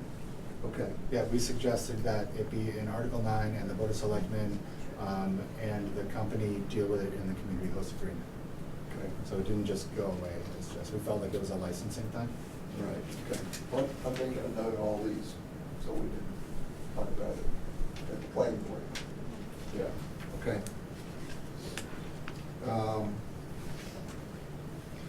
We also said in section E, location, physical requirements, and allowed uses, we had said no outside storage of marijuana-related supplies or educational materials is permitted. what we didn't want was, you guys recommended taking this out. We didn't want outside storage of, marijuana. It's in one of the CCC regs. So basically what you're saying is something that the CCC handles? Well, we got a lot of stuff in here that the CCC handles. And remember, all right, I've already taken my shot at the state. I won't do that. I won't do that again. I don't know how effective the CCC is going to be in regulating or in oversight for this stuff. I think, it's us out here. So I would like to leave that in. I don't know why we put educational materials. I think one of the other reasons was that the related supplies was the problem being included in that, because that could include fertilizer, which is completely benign. That could include soil. So if those things were to be stored in an outside building, they're still related to the business, but they're not harmful. Okay, all right. Thank you. Yep.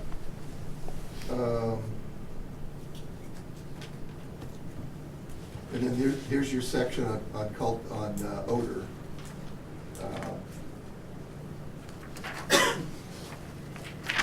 And again, I'm not sure, we say adjacent abutters of 300 feet. We don't say where that's measured from. I think it should say adjacent abutters, period. I mean, if you've got property that abuts this property, then you're an abutter. And I don't know enough about conditions, but if Yeah. the And- farm's on the top of the hill and you're in the valley, does it all just collect and hang around your house all day long? I don't know how that works. Yeah, and for the olfactometer, we didn't reach any agreement in the planning board on this. We had some people one way and some people another, so we need some more discussion on that.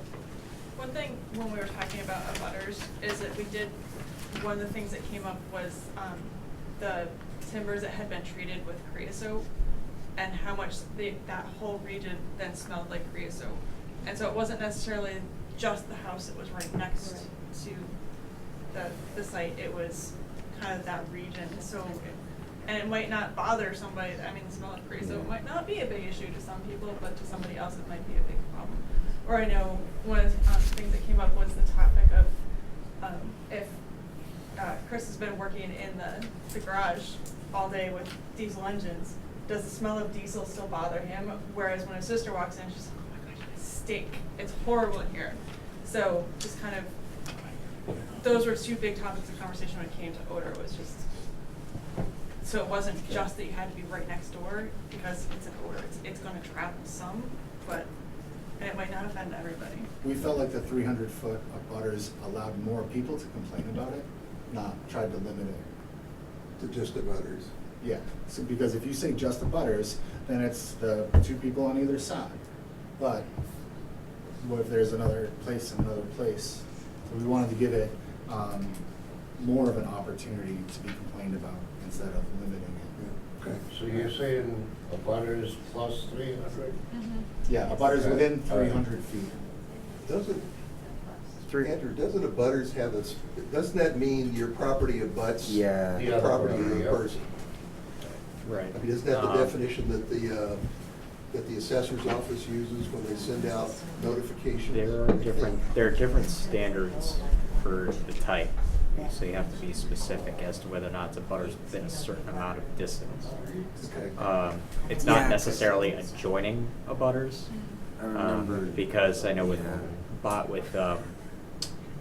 I believe 300 feet is the standard for alcohol licenses. Okay. Okay.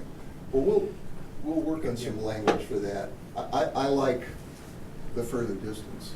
Dennis had some input.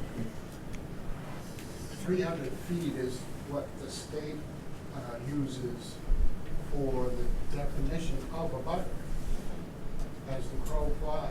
I mean, you could have a house in between and the house next to it, if you're within that 300 foot. If you were to be notified, say, of like a meeting, it's 300 foot, so that's the. No matter how many parcels might between, Okay. okay. That's the norm. Okay. Okay. Well, we'll Even we'll if take you a cross look the at that. road. All 300 right. feet. This is just That's right. stating the definition of a butter in a way is what you're doing. Okay. Yeah, okay. We could put that into parentheses, abutters shall be any properties within the 300-foot radius of the border of the property. I mean, you could define it if you wanted to.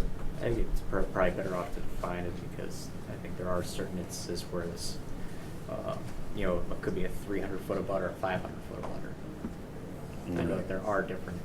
And we need to define 300 feet from where, 500 feet From the where? borders of that. From the border of the property. property boundary. Right. Okay. And that would give you a better definition of abutters being within 300 feet of that border any place around. That would open it up a lot. Yeah. In the larger places, it would really Okay. not affect anything.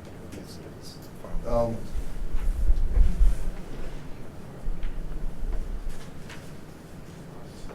right, we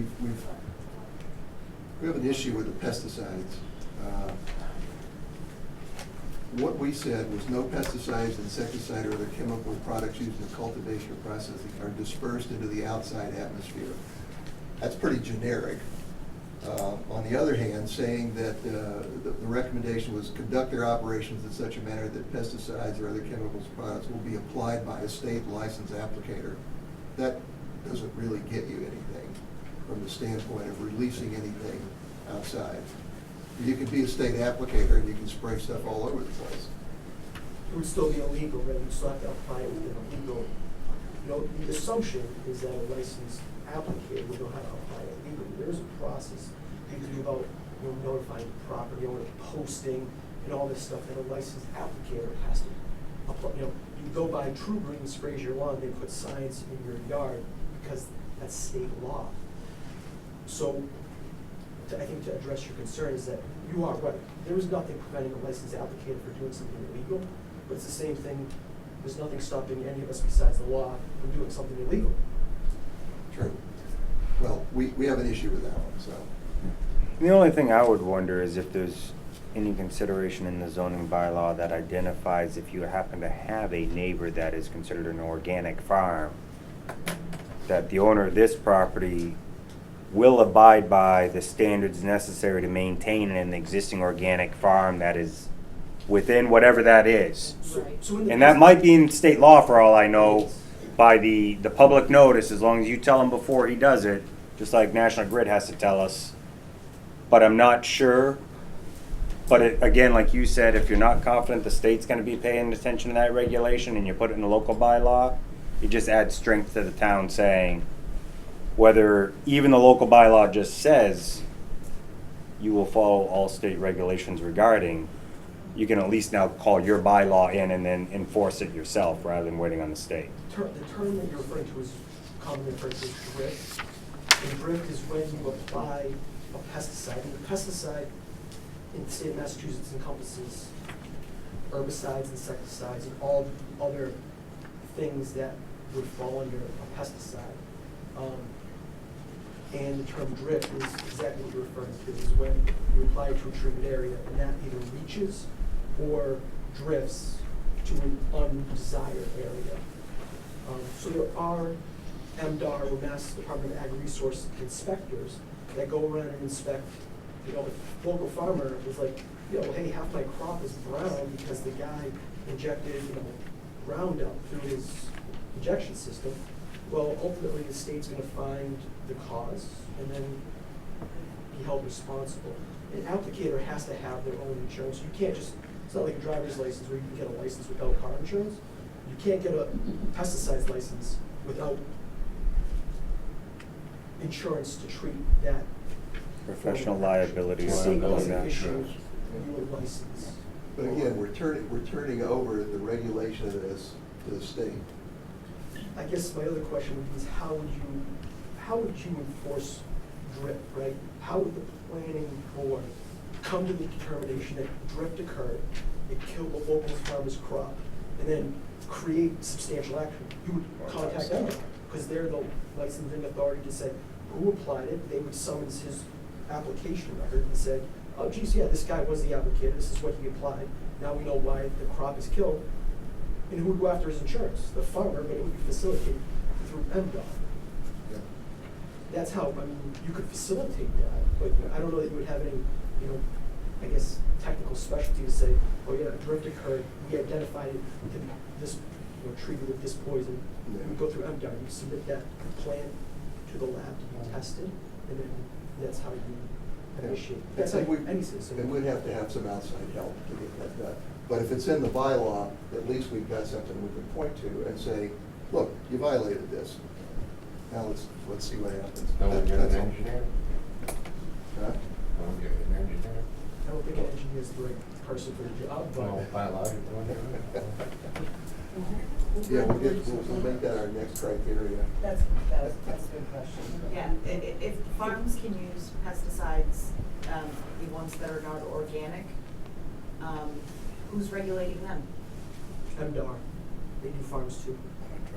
But if you're going to allow someone who grows tomatoes to put pesticides on their tomatoes, you should be allowing a farmer who grows any kind of flower or crop to use the same types of pesticides to protect their crops. Now, the only question I would have is that I haven't done enough research on this. A craft marijuana cultivator may not be licensed under needing a licensed pesticide applicator, because a pesticide applicator is needed for applying to someone else's property if you own it, or for commercial purposes. But a craft marijuana cultivator, I don't know if that's how that delineating line is drawn. So you could apply pesticides to your own lawn without notifying anybody, without any issue. You could apply the same pesticide as a licensed applicator in some cases without notification. But the licensed applicator needs to follow these extra procedures and has to have insurance before you can apply it. So you might find it in a case where it's not spelled out like that. You may have a farmer who is not familiar with it and says, hey, I'm gonna spray my own crops.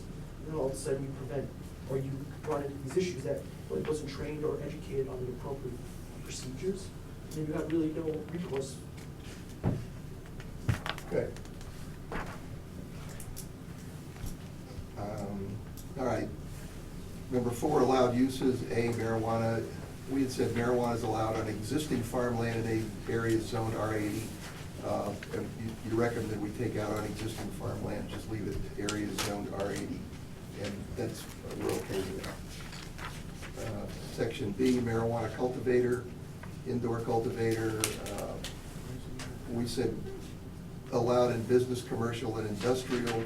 And we said a minimum lot size of 5. You said 1. We came to an agreement of maybe 2. Do you know how many places that would actually allow? If you're saying that you can have a lot size of 2 acres, you're on the planning board, the chair, do you happen to know how many lots available that is?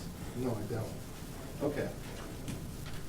I mean, before you come up with making up a determination like that, shouldn't you be educated into how many you're actually allowing?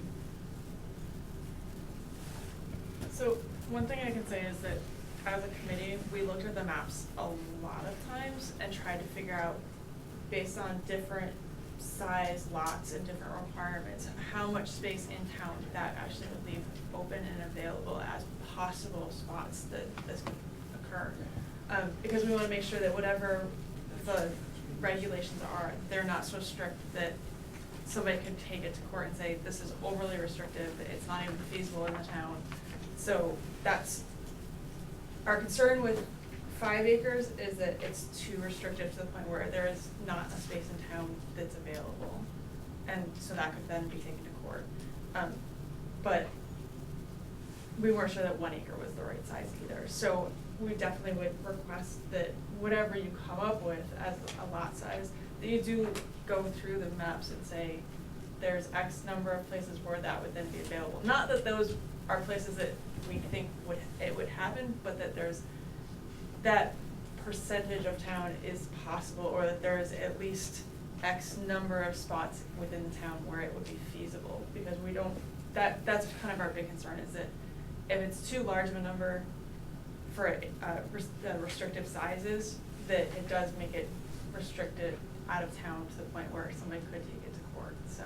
So just in, to be, like, just when you're looking at the lot sizes, you, we went through the maps and kind of said, okay, well, how many spots does this actually make available, so. Was the number actually 0 for 5 acres? remember?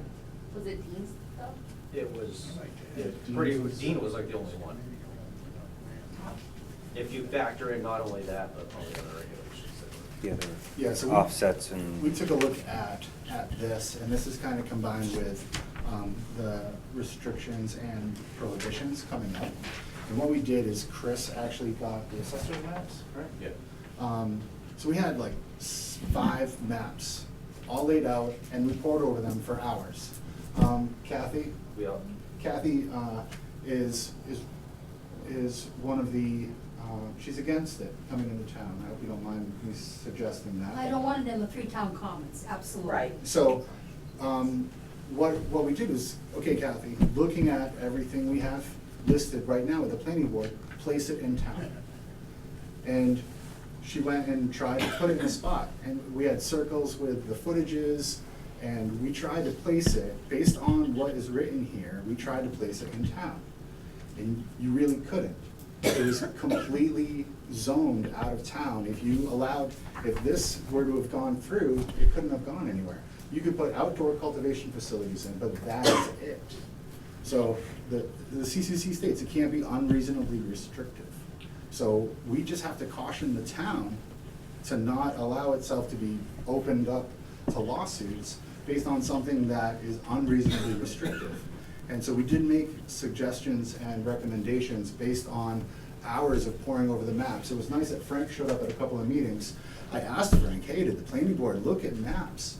And he said, yeah, there's that one on the wall. And I don't know how many people have been to the planning board, but they do have that one nice, pretty pictured map on the wall that doesn't really show much at all. We looked at the assessor's maps, we had circles and squares, and this is 2 acres and all this kind of stuff. So our recommendations, while they weren't always unanimous, were based on trying to keep the town from any legal troubles. So I understand that it's not popular opinion, but it can't be unreasonably restrictive. So when you make the recommendations, when you do that, I really hope you take the time to say, okay, 15% or 10% or whatever is not unreasonably restrictive, you're actually able to say, well, this allows 15 places in town to be able to do it if they wanted to, or 5 places or something. But being able to say, no, I have no idea. When you make the recommendation. I think we can agree. We have a subcommittee member that has a comment. I think we can agree 0 placements is overly restrictive. Doug, Hillary had some shit like that. We also, Just so you know, with the 1 acre, there still were less than 5 places in town. It really wasn't that many with the other restrictions we had on it. It still wasn't, it wasn't like taking it from the 2 acres down to the 1 acres. It opens it up to 20 or 30 places in town. It was still very, very minimal.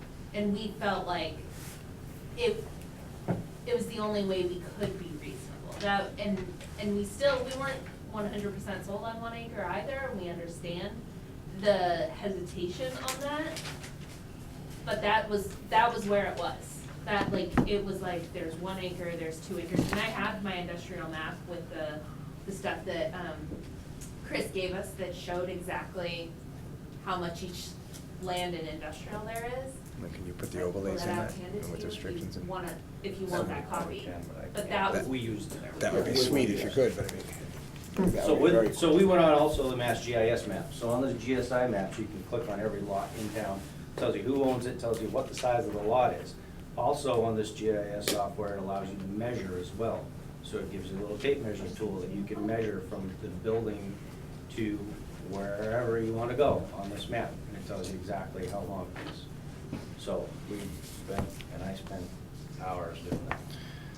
We spent hours doing it as a Massachusetts committee interactive property and map. hours doing it individually. I'll look that too. up. Quick question.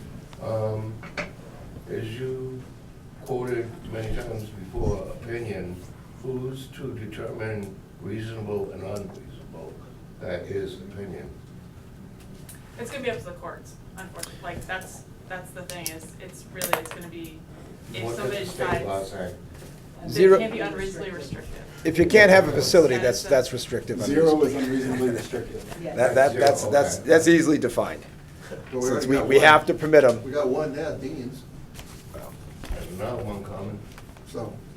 If our laws are gonna That's cite three. pre-bylaw, which kind of says you. If we're gonna you say have we're gonna zero allow then. 3, and then we don't allow for any. 'Cause he's already in that's place. overly restrictive. So that's understandable. Okay. That would be banning it.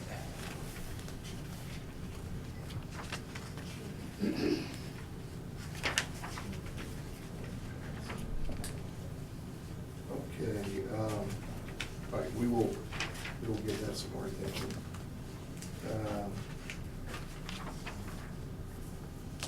G, restrictions and prohibitions.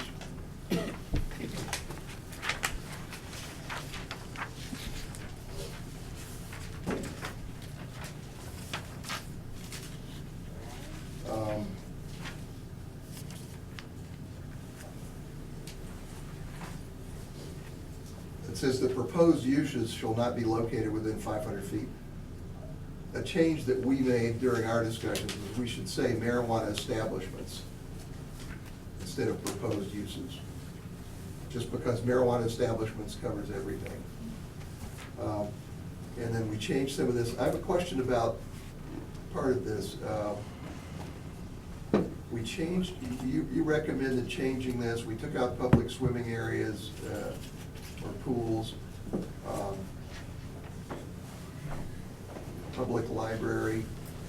But then I think library was put back in somewhere, was it not? It was listed under the public playground, park, library. Oh, okay, library, okay. So it stays, but it just gets shifted. Okay, up. yeah. And we had in section, it was originally B, public library, and then under that was A, B, and C, or not under that, but it said, we had residential dwellings, and you scratched out, you deleted dwellings, but residential programs or group homes. What's residential programs? So like Stetson, I guess, is gonna be a residential program. So it's like a facility that's run where people live there. Okay. Yeah. Grandview might be too. Yeah, Senior but- housing. But that type of schools are covered in A. Right. Right, but any place where you have Halfway house. or if it's a residential, like treatment program, or if it, like, so if you have a step-down house from a detox, that would also Yeah. count as a residential program. Those with disabilities. Disabilities. Yeah. Yep. Okay. There's several of those houses in town, more than half a dozen. Okay, that's fine, but we took out residential dwellings. The reason we put this in was we didn't want these places within 500 feet of a residence where people are living. Totally understood. And if you look at everything that you have in here, Yeah. you're going to have to make a consensus somewhere in order to make it not unreasonably restrictive. Like I said, we looked at these maps. Kathy drove around town. I know a number of us drove around town, like, okay, where would we want to put this? Where could we possibly put this in town? And if you keep things like they are, you don't put it anywhere in town. You're saying, yeah, you can have 3 of this and 3 of that, ha ha ha, not really. I mean, you need to take a look, the planning board needs to take a look at the maps and say, okay, we're gonna allow it here, here, and here. You guys should be identifying where it goes in town. You should be telling us, okay, this is where it can go, my personal opinion. But as far as the committee goes, the way you have this written, you can't put it anywhere. You get narrow strips of commercial, so you don't have distance from residents anywhere in our commercial outside of Barre Foods. It's the only thing that the These- residence these are is the- probably more than 1 parcel away. I mean, some distances, Rainbow Cleaners, if you go to Rainbow Cleaners is on Main Street, which is kind of one of maybe that could go, it's Almost. still 106 feet from a house. South Barre to a church, 107 feet. Pine Ridge to a house, 221 feet. Leaders to a 3-unit, that's 204 feet. I mean, I went through and measured it, you zoned it out of town. If you include residential dwellings, it's zoned out of town. We understand the concept Most of of those not have putting children. it. No. It's zoned at. We understand the idea of not putting it near people's houses. I get that. Something else has to Just change in order for it to work, though. Go ahead, Hillary. Also, it was kind of, it was looking at either the 500 feet or the residential dwellings. It was kind of either we really had to cut that distance down, or we had to take out residential dwelling. It was kind of one of those things where we compromised on as well. We kind of felt like, okay, if we can't zone it out of town, how are we comfortable? Where are we comfortable where do we really wanna keep it away from? Okay, we really wanna keep it away from these areas. Okay, let's take it down a little more here. And that was how we kind of came to an agreement. This specific area before, I suggested that we break these pieces down and say these following places shall be a distance of 1 to 500 feet away, using existing distances from alcohol sale places as a reference point. That gives us the ability to say, if we can have a package store 100 feet from a house, then we can have this 100 feet from the house. Or if it's 300 from a playground, this could be 300 from a playground. It gives a little leeway, and that's why I suggested that varying amount and Two tying it stores underneath people's apartments. but tying it specifically to liquor stores, so we're not being overly restrictive. To say, we're gonna determine the distance in these of 1 to 300 feet as we see fit is unreasonable. But to say we're gonna determine this by using package stores or alcohol not for on-site consumption facilities as a reference point, that gives us a reasonable way to restrict within these areas. But I think saying 500 feet is going to be overly restrictive because alcohol is not restricted that much. And to say we're going to do 1 to 300 or 1 to 500 and not give any sort of benchmark to hold it to is unreasonable. That's why originally you would agree to try the 1 to 3 or 1 to 5, but we didn't put tying it to liquor stores. I think that's important to give a buffer. And you have a question in the audience.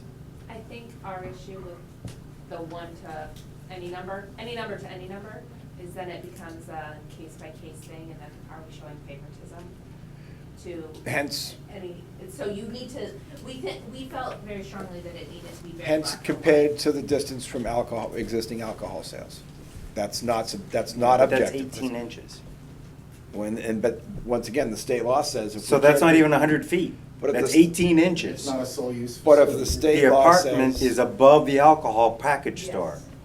It's And if- sharing the building, which means I you under- can't even I- say 100 feet I without understand. somebody coming back to you and contesting it because you use that as your reference Well, you point. could say it becomes up to this distance, but that's my point. If the alcohol store is allowed to be there, then the state says we can't be more restrictive with marijuana. Well, then that would go back to the sole use facility as well. Well, a couple things, yes. Yeah. But that's my concern on those. The state, I don't want to see this kicked back by the state. I don't want the state to look at this and say, you know what? You're not treating it like alcohol at all. You're being very restrictive, you're being overbearing, and we reject this bylaw. Or strike out the whole sections and distances, which we don't want to have happen.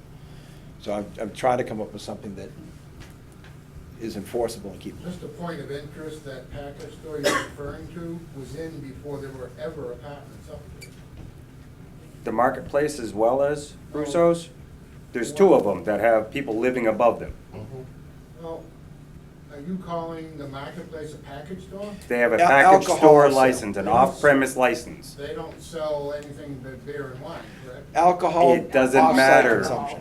Well, I'm just saying, according to the regulations that say you have to meet a minimum of 20% off-site premise marketplace fits that definition.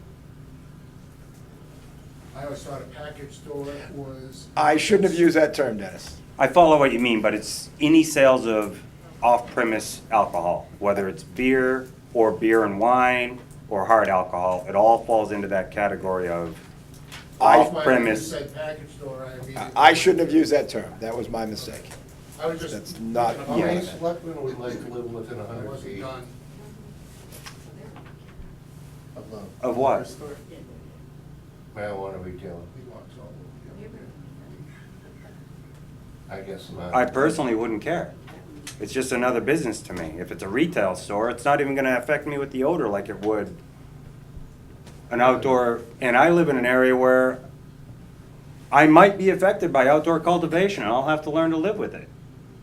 But I'm okay with that, because I don't need to tell that guy across the street that much about what he can do.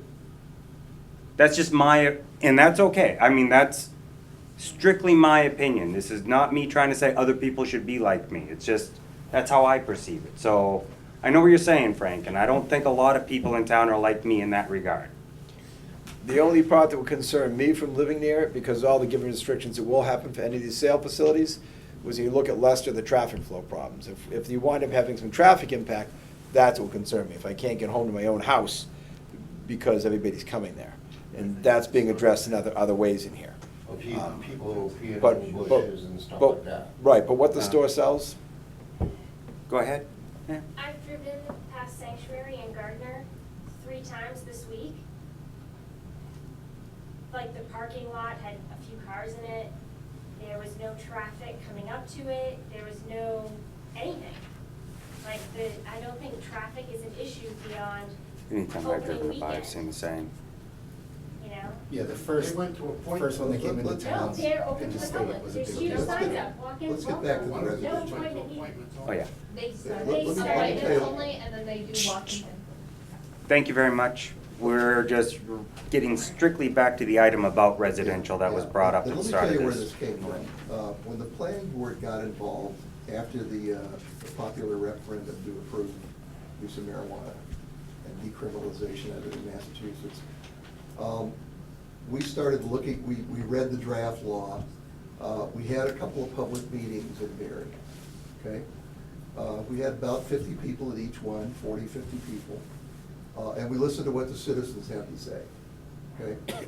Now, there are people who were very, very much in favor of marijuana in any shape, form, or fashion, and, you know, it should be fine. There are people that said, no, we should prohibit all usage of marijuana, and the home usage and plants and everything, and we explained, you can't do that because the town voted in favor of it. So you can't do a prohibition.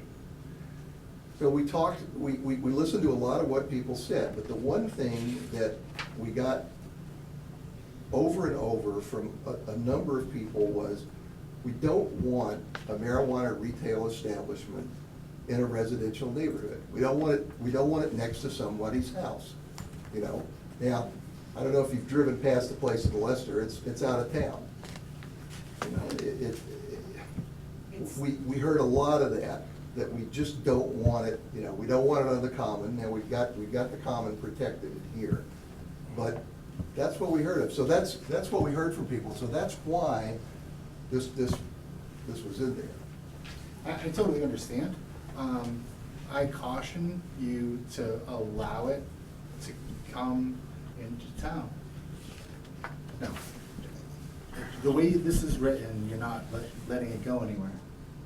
With the acreage limits that you suggested, with the footages that you suggested, with everything that you have in here, we literally spent hours looking over the maps and it doesn't go anywhere. You're saying you can have 6 licenses, but you can't put it anywhere. As the planning board, you need to be able to identify where it can go. But that's our suggestion to Are you. you talking about retail establishments? Just one. I'm talking about everything except for the outdoor grows. Go ahead, Becky.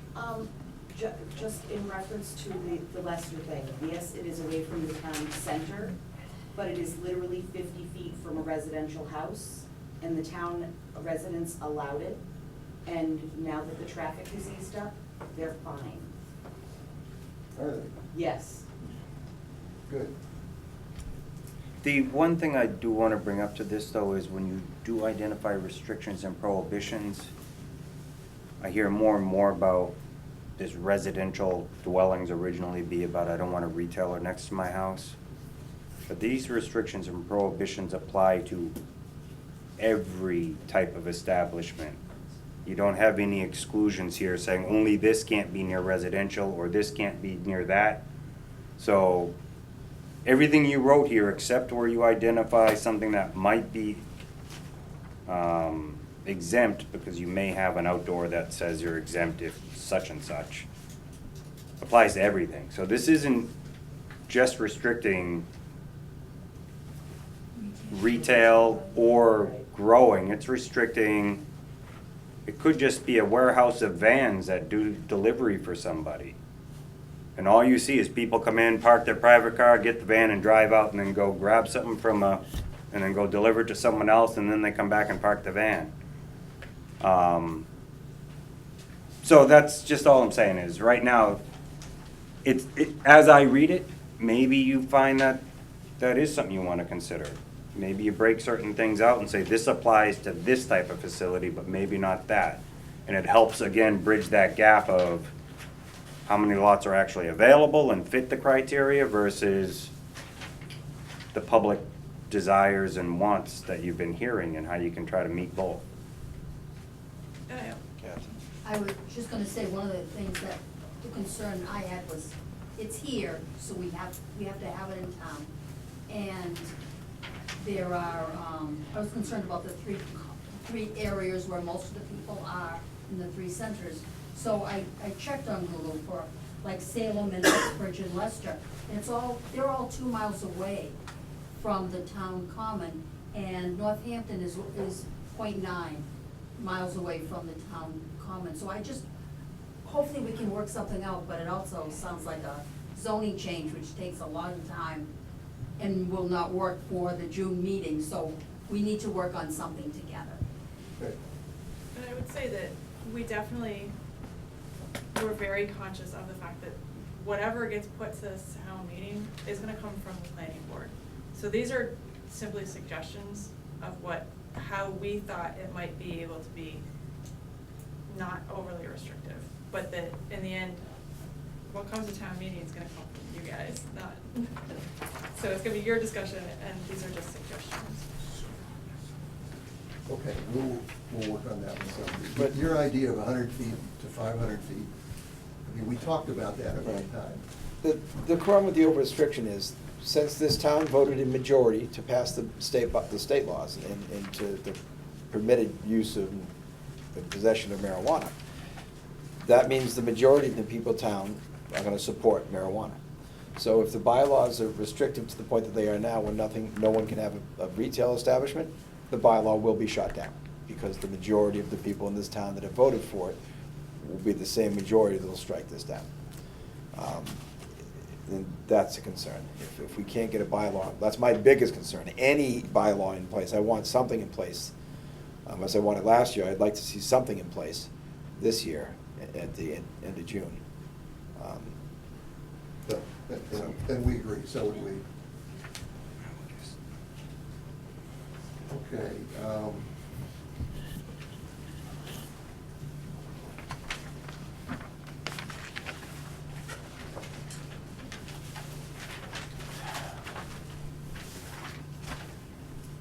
Okay, we said AMUs are not allowed on lots containing rare, threatened, or endangered species or exemplar natural communities, according to the Massachusetts Biomap Project.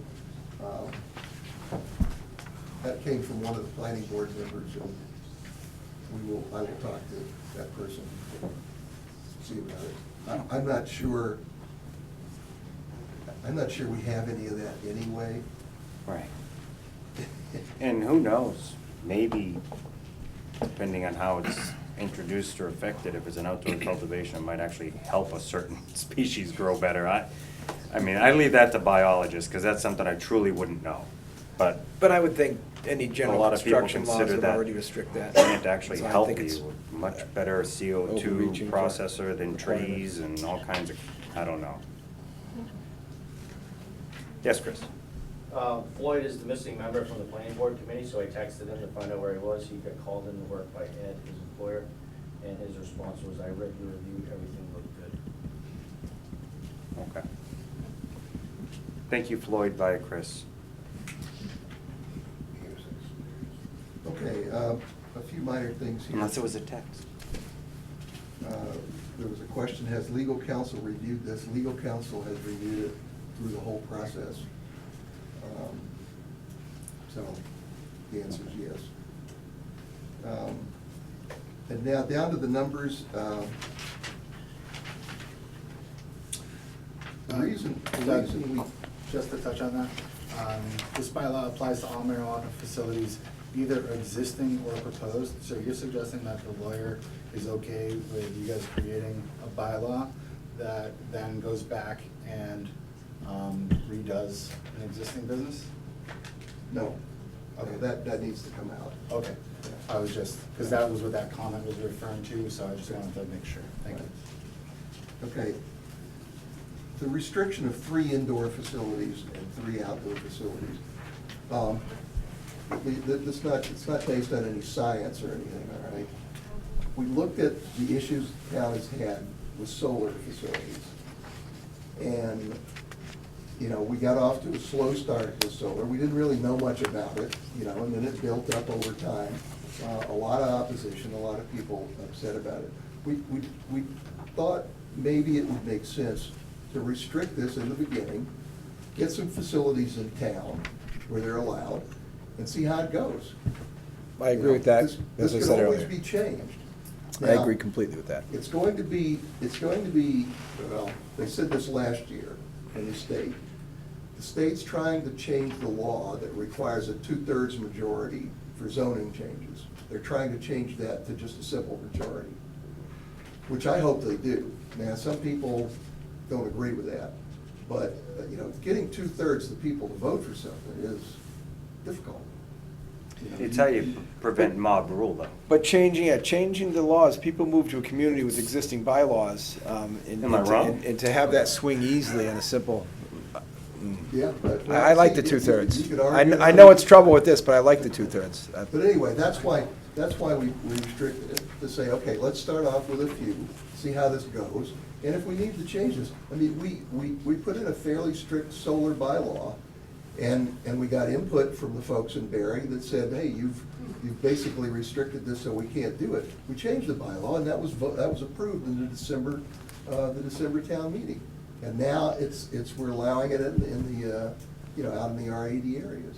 So that was the reason to hold it to a few number, a smaller number, and see how it goes. But once again, the 3 right now is cut to 0 with the restrictions. And that's the problem.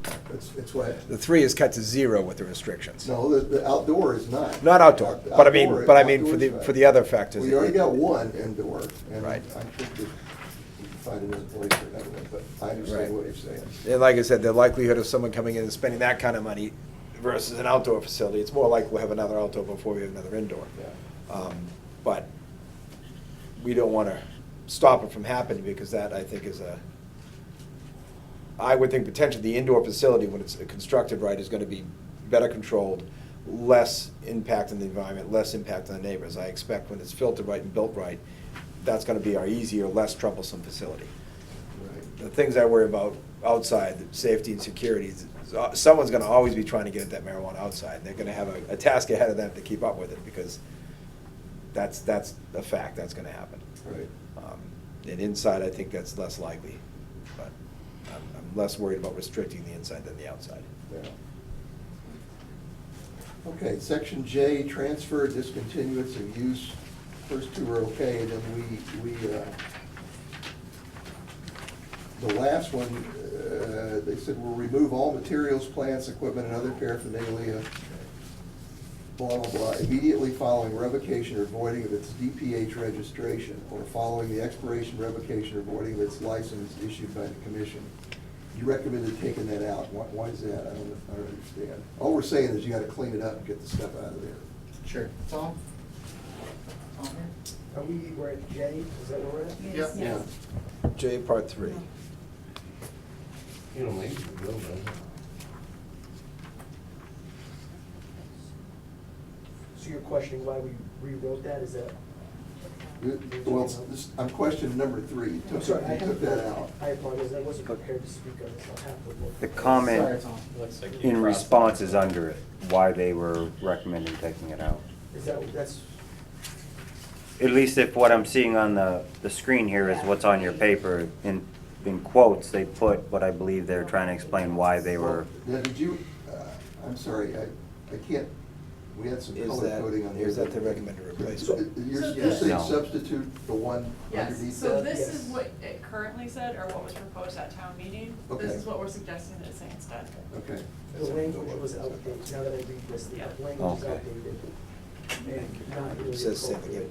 Okay, Replace all right. remove I'm the good. Today's standards. Okay, that's fine. They just clean the language up, it looks like. That's fine. Okay, consultants, visual impact, we moved that to section D. Planning board review.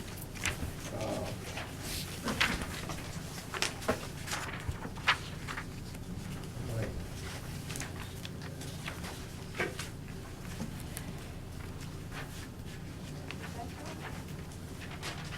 Okay, section S, decommissioning, removal, restoration, abandonment. You recommended deleting this whole section. And the financial surety, which is a requirement of the CCC.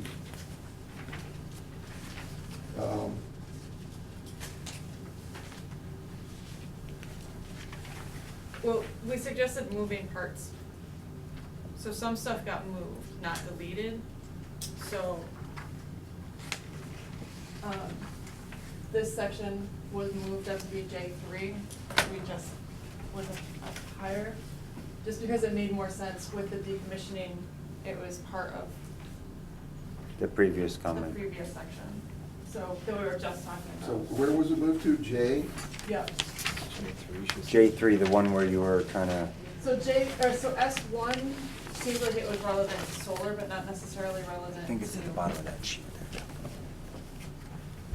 J3, that's the recommended change. that relates to this J3, paragraph. no, I'm talking about, She's saying that the one you're talking about now that they So S. deleted right. S2 is got redundant moved to the to one J. J3 that I just pointed to. It's saying the same thing. Decommissioning will be done per the CCC regs under CMR or whatever. It'll It be kind of is source redundant. hits.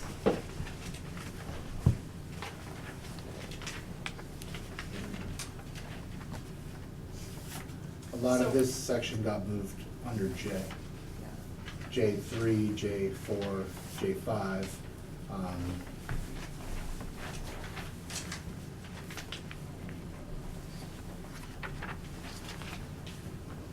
Yeah, I can't find it at all. So back on page 15.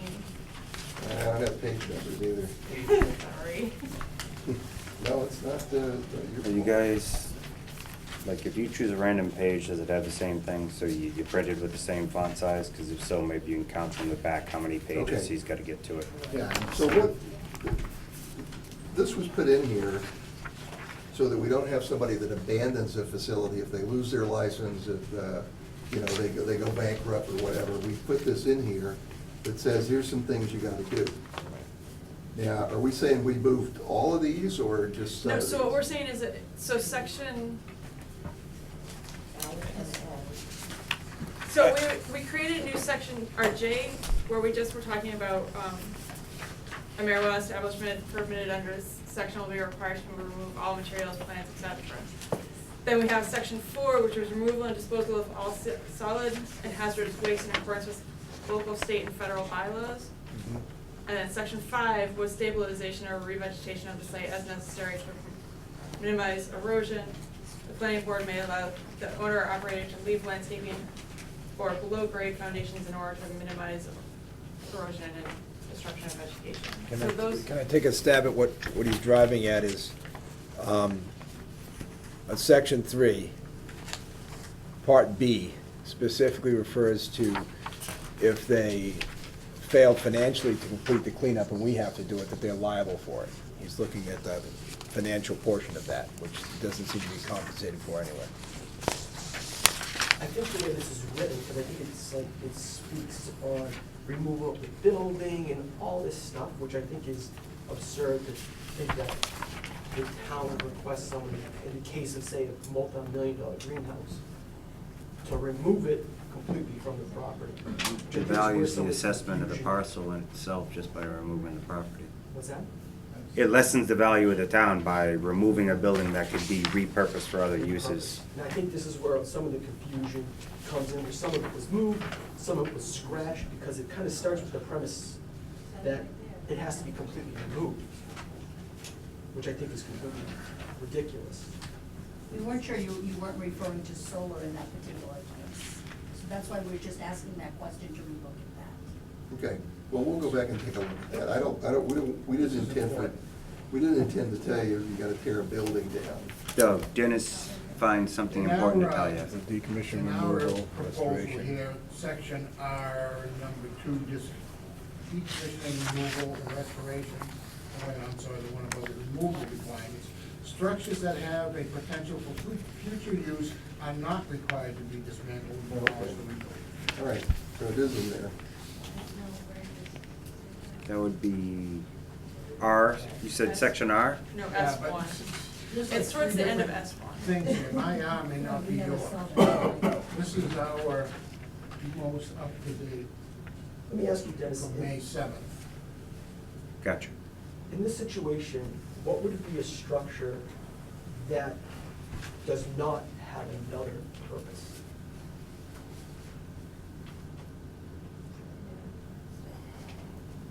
I have no idea. I would think every structure has another purpose to somebody, right? What do you mean, like the woolen mill? Yeah, it could be anything. Okay, what purpose has that been made into? A reload. You're talking about The- the mill, right? The reload's not in the Barre woolen mill, it's in the yard. Well, it was actually in there at one point in time. Part of that was used for storage for the reload. I also think we need to get rid of the word structure and use the word building for indoor. That's a whole different thing, though, than knowing at the time a business closes that you're not gonna use a building right away versus 20, 30 years later, you realize it didn't get used because the owner couldn't find a way to financially make it happen or find a partner to work with them. It doesn't mean that the building couldn't have been used for something. It means that economically it didn't work. And that gets very subjective and very hard to figure out. I don't think we can figure So- out how to cover all that Right. in this bylaw. I mean, Well, you may have a what's the company that intent? goes bankrupt, and then what do you, nobody owns the building anymore. It's owned by the bankruptcy. But what's the intent? What are you looking to have removed specifically? In other words, We- do you just want marijuana products and processing, or do you even want to leave it available for someone to take it over as that facility later? I think that ought to all be removed. Okay, so I think you need to specify exactly what you are looking to have removed, rather than broad stroke it all. Yeah. Specify the following types of materials shall be removed from the premises. Okay. That way the building can stay and hit the things you're most concerned about. Yeah. Well, the other When you thing- consider that, I would just also consider on the licensing side and the fact that if a business is closed after some, like 6 months or whatever without notice, we have the right to cancel a license. If we did that,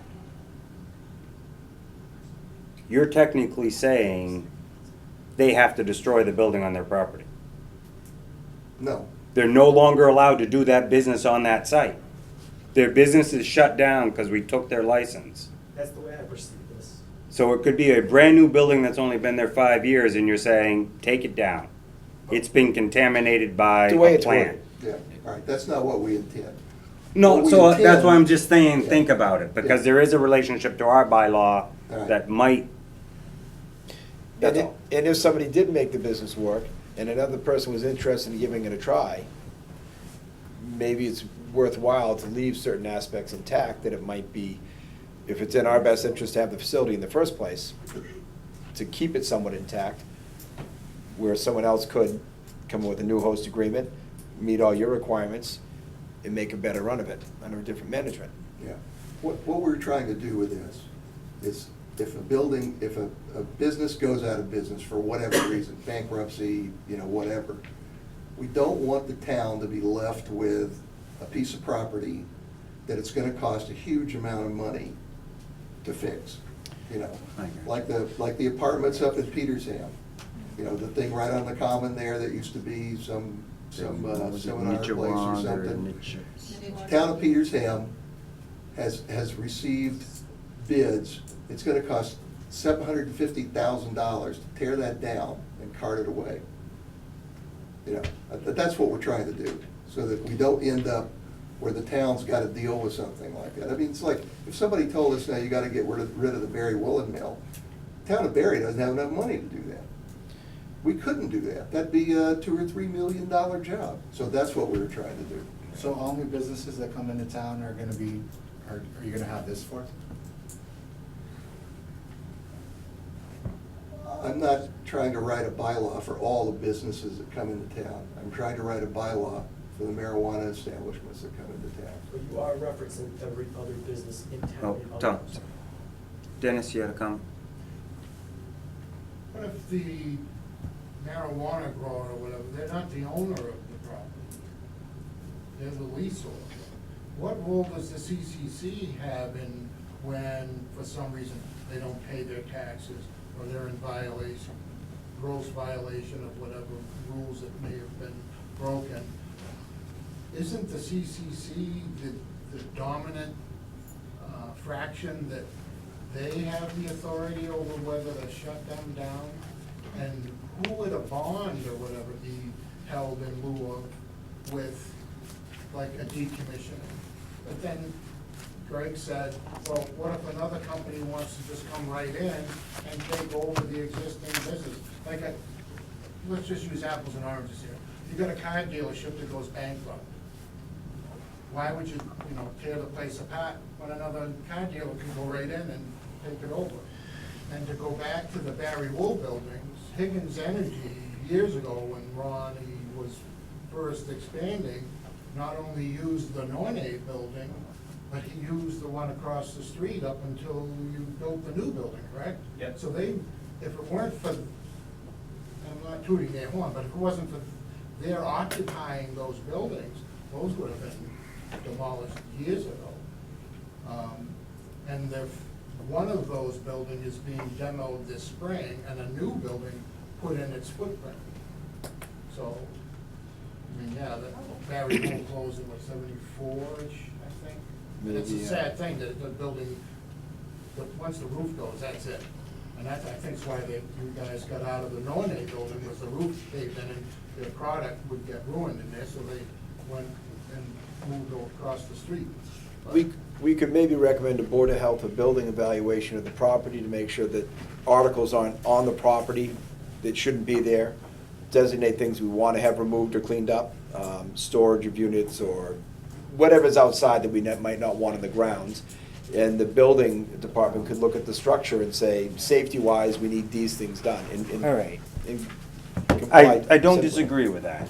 What I have realized is I've let this go way too long tonight. This was supposed to be more of an overview, and then each board can take these discussions more granularly moving forward. I think it was productive. I would definitely, I don't think it wasn't. I agree. I think it don't- was I'm not- productive, and I I'm not- actually I'm think not the upset voice with was the good time. for all of us to have. I'm not upset with the time we spent. But I'm just saying that, well, I know you're not, but half know we the have people more to that do. have other agenda I items know we might do. not be happy that it's almost 10 and I haven't even named them yet. So I'm gonna have to ask that we kind of close this item on the meeting for tonight. Each board's gonna take the recommendations, continue to work with it. I would encourage the marijuana review bylaw subcommittee to keep an open mind and listen to any other committee if they ask you what you thought. Continue to participate if you don't mind and give your feedback to the different members of each board. We got a long way to go and we still really only have a month and a half We don't want to disband this committee. We to want really try to have a final draft ready so that the town isn't seeing it the night of. As I had mentioned, the real goal is, can we get it out to the public at a minimum, a final draft 2 weeks prior to the meeting so people can actually read it before they show up and they know what they're voting on. That's my goal. And also, if people have these questions to give to Andrew, and he tells Ralph, then Ralph would say, you know what, now it's time, we need to have a little meeting. Yeah. And then that's the easiest way, we'll have another meeting. Yeah. we'll talk about those as things are needed. I would hope your Completely committee true. stays We're not disbanding you, involved. so you're still here until technically we get a bylaw passed. That's what our charge says. So, We're prepared to do it. Okay, good. I was gonna say, I know it's asking a lot because it's gonna drag out longer, but I think this is productive tonight. I think we both got some, I know we did, got some things we want to modify, and sounds like you guys will too. but if you really like the topic, the next agenda item is Castle Rock Industries and their host community agreement. And hopefully overlaps, we can get the exact same language. Great job. Thank you very much, all. I Thank really you, appreciate everyone. the effort you've all put in. Yes. And I mean it, though. I really do appreciate what you guys have done. And continue to do. Past tense seems not appropriate.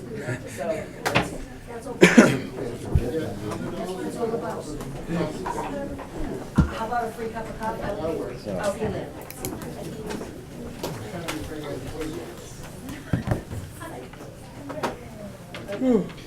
The funny thing is, when we walked in here tonight, I literally said, we'll be here till at least 10:30 going over this topic, so. That was a meeting in itself. Well, we knew it was, but it just fell on this night We by just didn't accident, have so we tried time to fit it in. necessarily to say, can we choose another night? So we're hoping. We were thinking we were meeting Monday night, and we said we're gonna do this with them Tuesday, then we realized, oh crap, this is our Tuesday, and it fell on, so. So we should be able to do Tuesday, Wednesday. We're doing the same. No, So, we weren't doing that, we just lined up Tuesday was hard. let's This is very unusual. get to this host community agreement discussion. More specifically, where are we at, where did we leave it off, and what are the next steps from your perspective first? So, where we left it off was, I was gonna provide you with another red line, which I did. And I assume everyone has the most recent copy, it should say 412 on the top. All of the red line edits are cumulative, so from the first version we gave you, everything that's been changed is in red line. I didn't say, Okay. I didn't incorporate everything we talked about last time, so I wanted you to see from start to finish where we are. So some of these we've already been over. I apologize for not reviewing this whole thing ahead of time, but That's okay. in my email, it didn't have it highlighted in red or different colors, so I couldn't tell what the revisions were, so I said, I'm just gonna have to wait till we get here. But it shouldn't be that bad. So on the first page, there were no additional changes that we talked about last time. We had incorporated the greenhouse use and also the tier 11 license that we're seeking. On page 2 of 6, in the payment section, we added a new item C. This is in section 2, payment C, which we talked about. The board was interested in having an independent audit of our payment amount. So we'll provide that not later than 4 months after the submission of the annual payment. Could be at the time of the payment, but not later than 4 months after. And from that submission date, we'll have 45 days to I said, rectify. If we have overpaid or underpaid, between the two parties, we'll figure out where that is. Right, and I think we said that depending how that money was held coming in, it would be releasable, because we were worried about our end paying it back out without an authorization. I think we said we had a way to do that, right? Almost like receive payment but hold it, Right, not if they necessarily if they deposit it. overpaid, we would be able to release it. That was I did read this, I don't know exactly what all were changes, so I caught that one at least. Okay. On page 3 of 6, we have a new number 9, which was, there was a request for a greater, a clearer description of our cultivation practices in terms of the use of pesticides and herbicides. And so this is an effort to clarify what we're going to do and where, there may be opportunities that the board would have to approve of other items that we were looking to do in terms of introduction of non-native species. Yeah. Okay. That, I remember making that comment. My That seems- biggest that's concern some- was not bringing in some Right. bug that never lived here and now That's all under town, right, and nobody. don't need to add another We one. cleaned it up a little bit, and I like it. That's. On page 4 of 6 is there's a revised item 13 in terms of assignment. There was concern that, we're dealing with Tom and Castle Rock. That's who we're expecting to be before us, and that's who we're expecting to run this place. If that changes, we want you back in. And there's concern that the language that was originally drafted wasn't as clear. And so, full credit to the city of Worcester. I largely lifted this from some of the host community agreements that they've been using. I know the law department there has been sensitive on that point. For real reasons, and so this, this is what Worcester had put together, and I modified it for our purposes. And I think it is as clear and tight as we can get it in terms of, other than saying it's Tom, I think this is as close as we're going to get. If there's a change in control of the company or anything that modifies who you're dealing with now, this agreement has to be amended. You have to approve of the transfer or assignment, what have you. I think that addressed what the concerns were. I like that when I read it. Copy and Concern paste of- that clause for any future potential HCA's. Obviously, Just they say, can- repeat that clause. The concern of some syndicate buying up marijuana plants everywhere and then being in town, which has a Yeah, great it's deal kind of power and overreaching, that it's hard for us to deal with when they have the attorneys and the money and. If you read the Boston Globe, that's not even a concern, that's an actual thing that's happening. And that's why Matt brought it up. It was it's The a buy, real. and then I got it We started. know who we're dealing with now. Yeah. We have no idea who we're getting in and what they can steamroll you. That's what happened with solar when it first started. They were having people come in and. That's what, and that's why they shut it down, and that's why they're trying to shut this down, to It's get the easier same type now of. when you gotta hire impact fees for the utility companies. It's only the big companies that can buy them and build them. So those are the edits that we've made, I think reflective of all the things we talked about last time. So I think at this point, the board was intending to do another public hearing. Yes.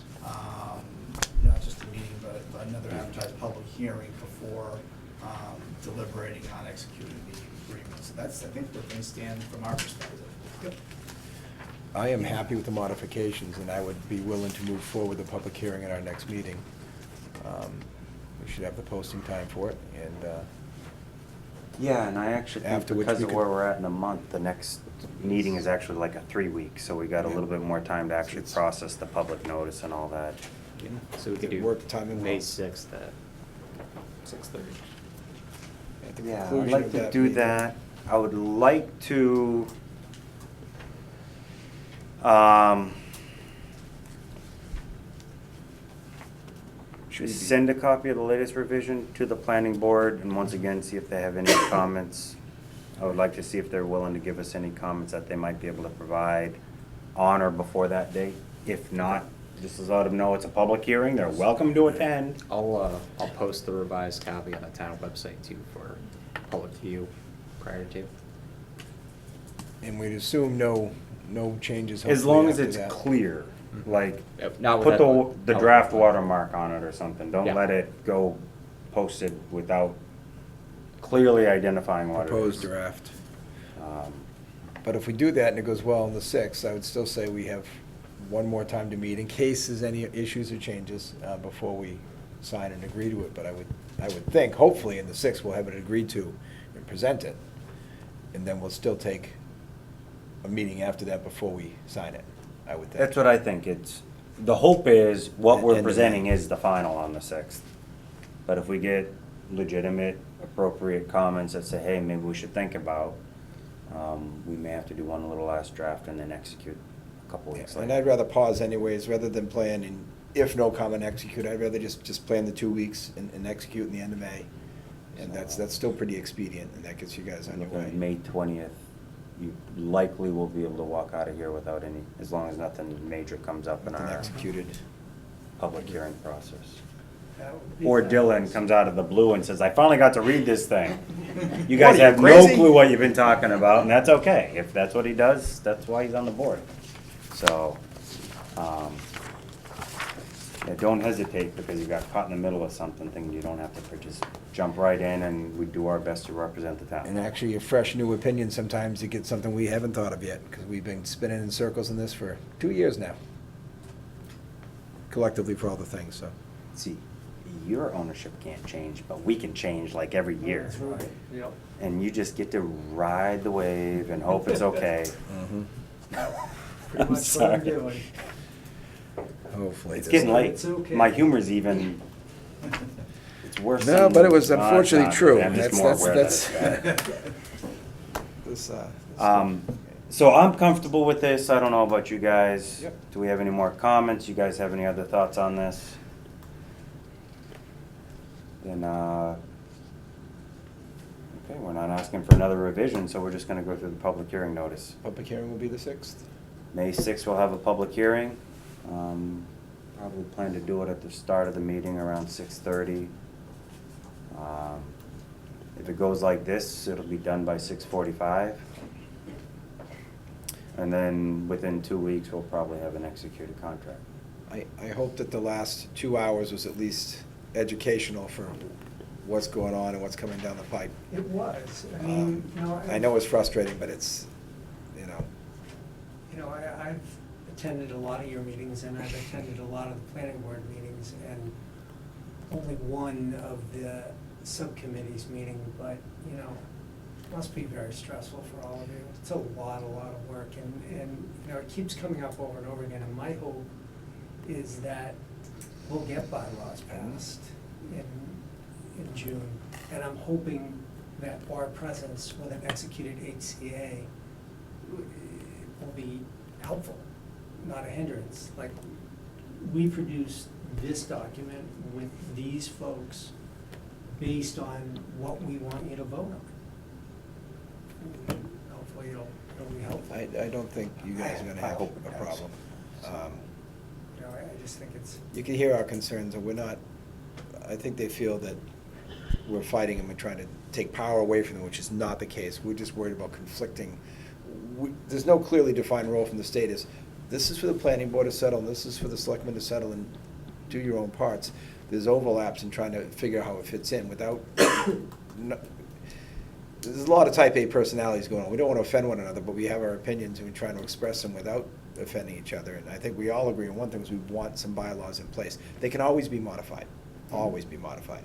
But we need to get something in place that's going to pass on the floor.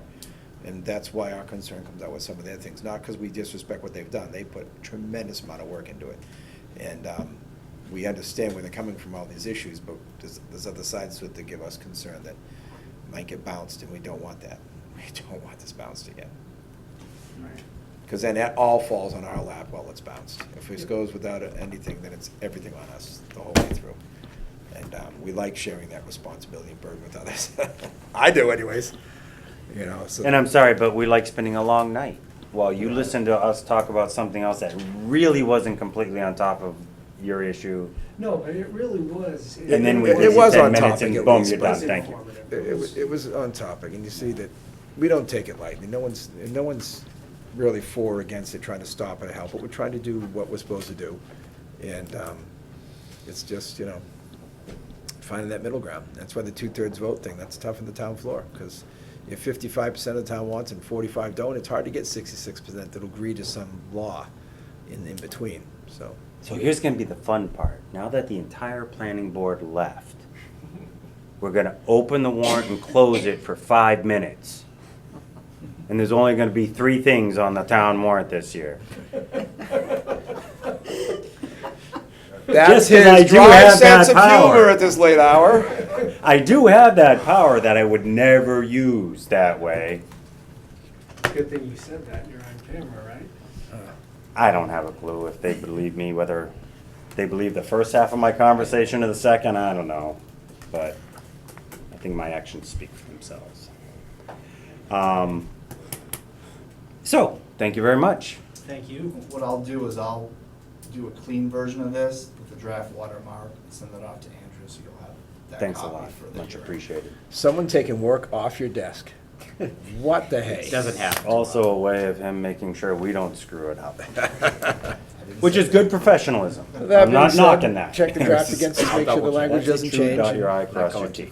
Still an attorney, you know, you gotta check that language and make sure. Thank you all. Thank you very much, guys. Have a good night. So, Okay. that is the next thing on the agenda, the annual town meeting. Yes. But, let's deal with his zoning change item. Thank you.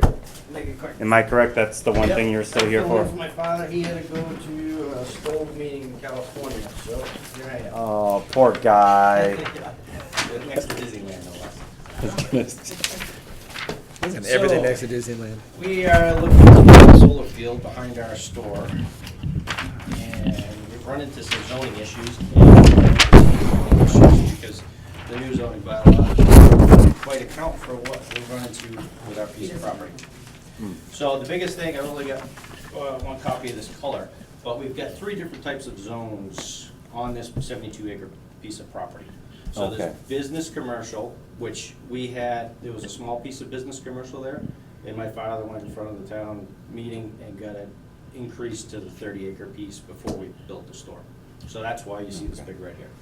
The rest of the zoning was R80 and R20, which goes back to 1976, which was Vito Tripolo owned the property and was gonna put in a subdivision with all kinds of houses. So that's where the R20 comes into. So we want to take some of this R20 and create more business commercial to do a solar field.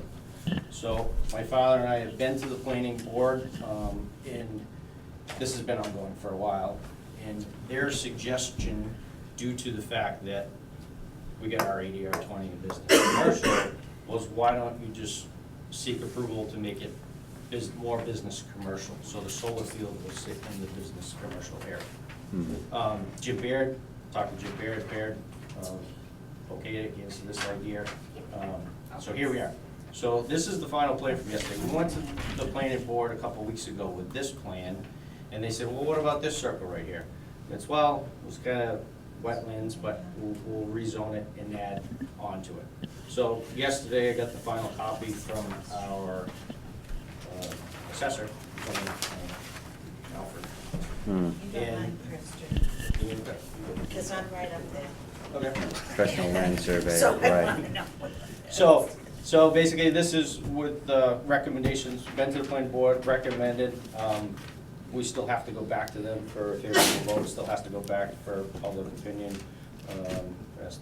We still got a few more steps, but first step was to see you, so that we can get it approved for the town warrant, to get it for town meeting, to get this land zoned business commercial. How is this broken up by actual separate parcels? It's one parcel. It is all one parcel that had 3 different zones buried into it due to history. Yep, 70 acres zoning, the 30-acre business commercial, 42 acres up here.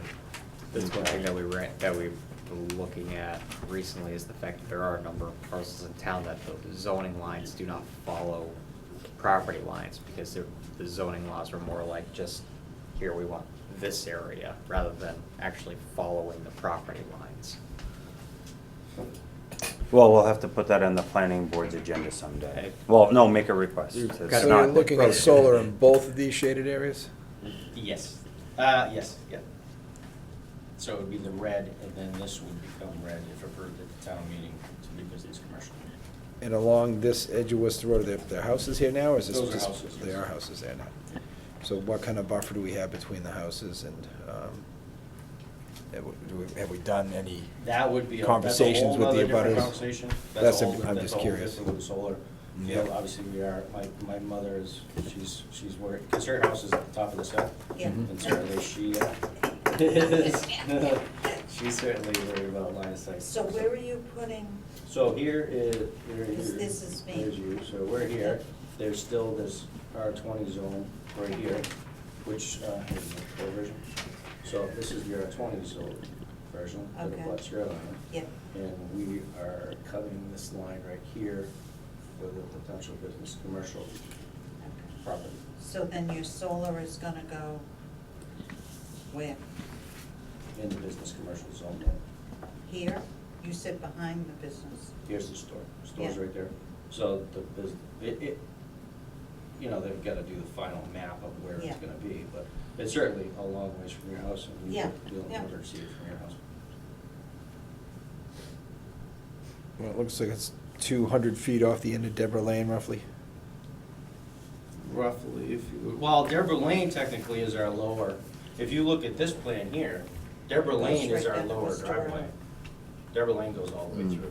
Oh, it does? Yeah, there's I Deborah didn't- Lane. I there's didn't realize Linda- that. There's Yeah, Deborah it Lane, there's does, Linda but Lane. you can't get through there. There's a sand pit back there, isn't there? Judy Lane, Carved Karen out Lane. dirt roads He that named never all got the lanes. finished. He so they're named all the just lanes after Yeah. his More daughters. trails almost now. Yeah.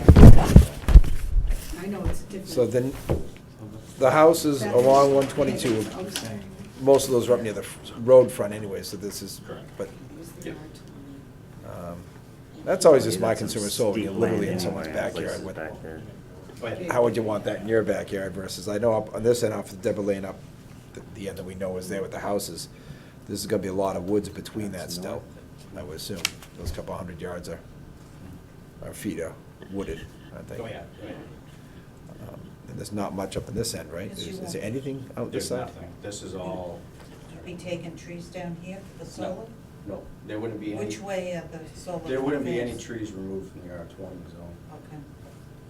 It's just in the business commercial. Which is the issue, because there's, I believe the new bylaw doesn't have anything, provisions for R20 land. No, it's just R80 or the business commercial that I think they're allowing it. Right.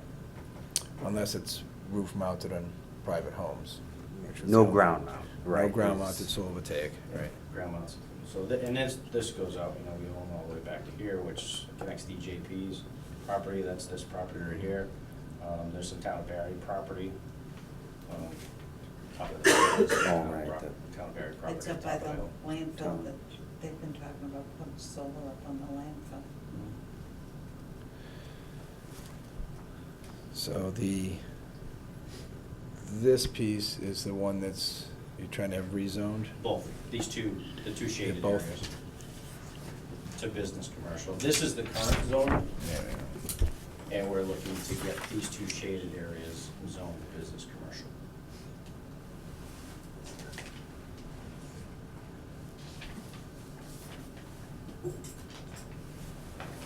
It's just a better picture view of the housing too. My only concern is how it's gonna affect Certainly. the house is right there, what kind of buffer, but that's gonna be between what's existing in the bylaws. But Yep. that's why the bylaws are restricting from the residential zone, so we don't have that conflict. Yep. Um, And how far does she get up over here? To this line, That. yeah, this line. And then how far back? Where the It town come, line used to be? well, Danny Triple. Is this better to rezone or better to Danny get a Triple's special take a left permit for and the this? property goes So they behind can the restrict how cornfields. close it is to the houses. Yeah, there's a trail. It's still a special permit. Oh, no. Well, if it's rezoned, No, it's not. it's not special permit. The reason Yeah. he's Or bringing all the variance. business commercial is because he can't Thank turn you, it to gentlemen. R80 Ladies. Good night, Sam. because he already has commercial on it. Right, to access the R80 land through the So- business commercial. And so, like, if you were talking about keeping it the R80 with the special permit rules involved, that's the only area that it wouldn't be contiguous. Because the business commercial would keep separating it. And I don't know if there was ever a discussion or if it would even be worth saying, just make that business commercial and then turn all that R80, but it doesn't make, to me, it doesn't make a difference, because I think they're gonna wanna have the same input on how you design it, whether it's business commercial or R80, but I don't recall If you it. did that, you couldn't do it anyways, because there isn't access from Deborah Lane, because what's shown here and approved is R20. So you still gotta get through the R20 zone property to get to the R80 zone. There's no Yeah. There's no There's accessing no it. access to it, which talking, this is, you know, planning board and Baird, Jim Baird, this is the solution that he came up with. And said, go this way.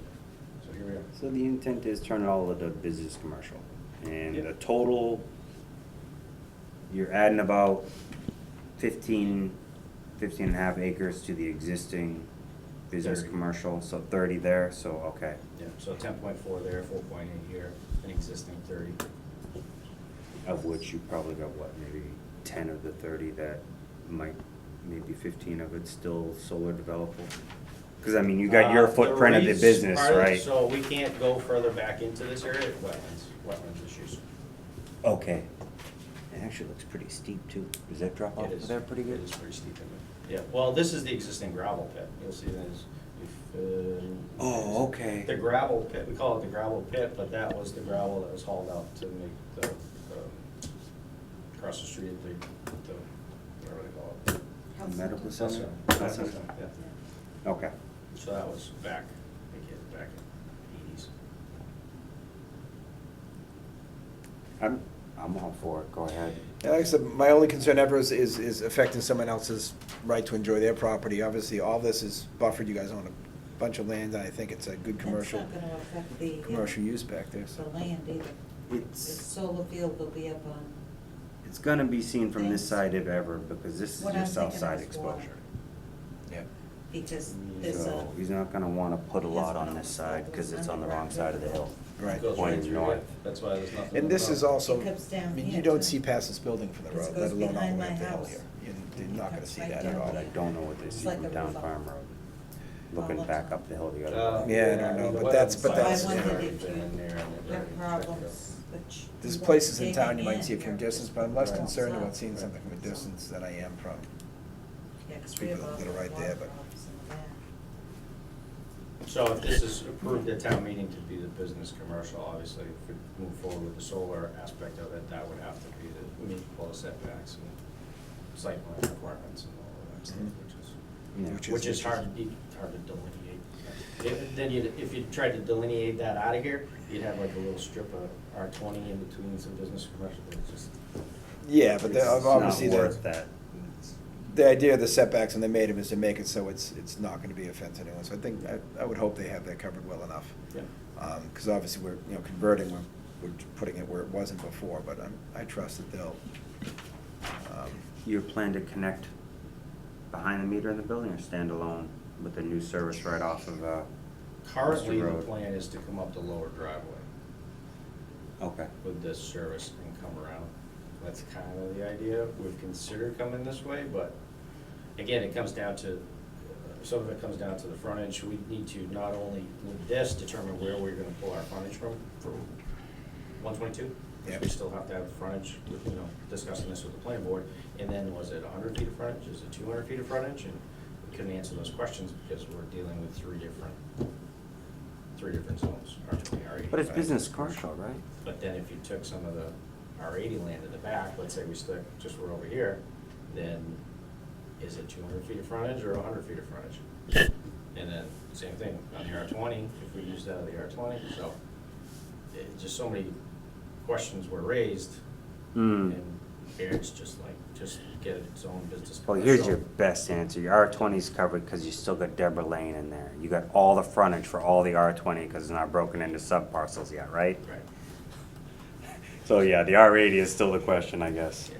Good luck with that one. When the dad comes back. I'll stay away from that, I Yeah. just. and the tie-in is gonna be The lower driveway. Right now, I mean, the things get poles on that always- side of the road, same side of the road with the poles now, we have to cross the road, or is it? That would have to, it crosses right about there, because it's on the health center side, and then it crosses right about here to go to this side. Just curious, it's not gonna, Because that was a couple months ago, that was the one, the tree came down and took out the power line. it's all the time On around Union here. side of the road. Oh, okay. Happens too often And there's around no here. poles on our property. Well, I say good luck with that. Yeah. I'm all in support of your request to Okay. change your zoning as requested. Do we have to make an official vote on that? You just have to refer to the planning board for the recommendation before it goes on the warrant. You haven't even opened the warrant yet. I make a motion that we refer this to the planning board per the official requirements of Mass General Law. With our recommendation to approve? I'd second. Any further discussion? Call for vote. Aye. Aye. Thank you. Thank you. Thank you very much, Chris. Thank you, gentlemen. Are any of you staying for the fun stuff? Oh, come on. Have a good night. Boy, we can clear a room, huh? Yes, have a good night. Have a good night. You too. We're getting there. Annual town meeting warrant, let's start with working backwards. Right now, somebody, I'm guessing, has already identified a recommended date to have the meeting. I outlined all the dates in the administrator's report in the back, second date. So if we open the warrant tonight, close it on May 2nd, have a combined finance meeting, Board of Health, or with you guys on Wednesday, May 16th. You guys can vote on the annual town meeting warrant May 20th. Post the warrant on June 6th, same night. have the public hearing on it, and then the town meeting will be the 18th.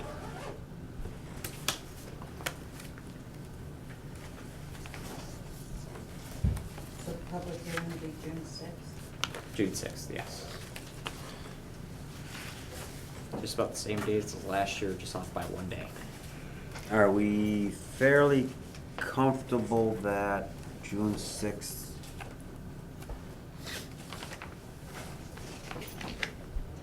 Yeah, I'm hoping. I guess it doesn't matter. We'll know our numbers, we'll know our warrant items, and we'll know if we have final bylaws or drafts by then, but I've let everybody know I hope we have think we'll have final ours. bylaws before June 1st. They sounded like they were gonna make, well, they've sounded that way before. We'll get ours done, I think, and they'll get something presented, I hope, is someplace in the middle. They've already used a lot of their changes. So. Second Thursday, 4 p.m.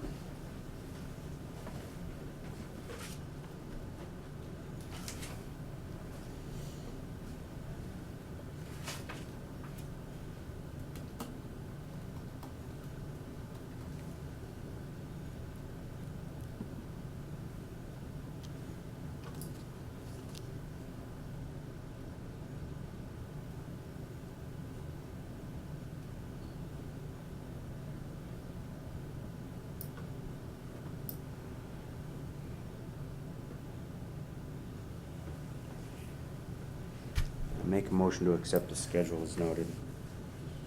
Second the motion. Any further comment, discussion? Questions about why we chose the dates we did or how we tried to create this schedule and timelines? Okay. Call for a vote? Aye. Aye. Aye. So. The warrant is now open. Hope we don't get too much. Exactly. We got enough. There's always gonna be something. And the way to So keep a the- maniacal chairman from owning this is you've got to get your signatures and petitions in. So to be Otherwise, I spec- just rejected at the last minute saying, I don't like that.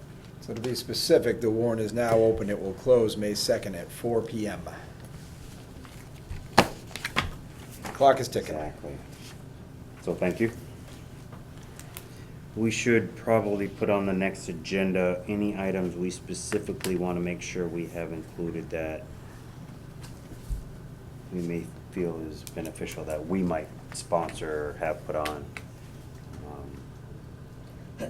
Speaking of which, we may want to see if the Board of Health wants to actually be the ones to put that potential Board of Health bylaw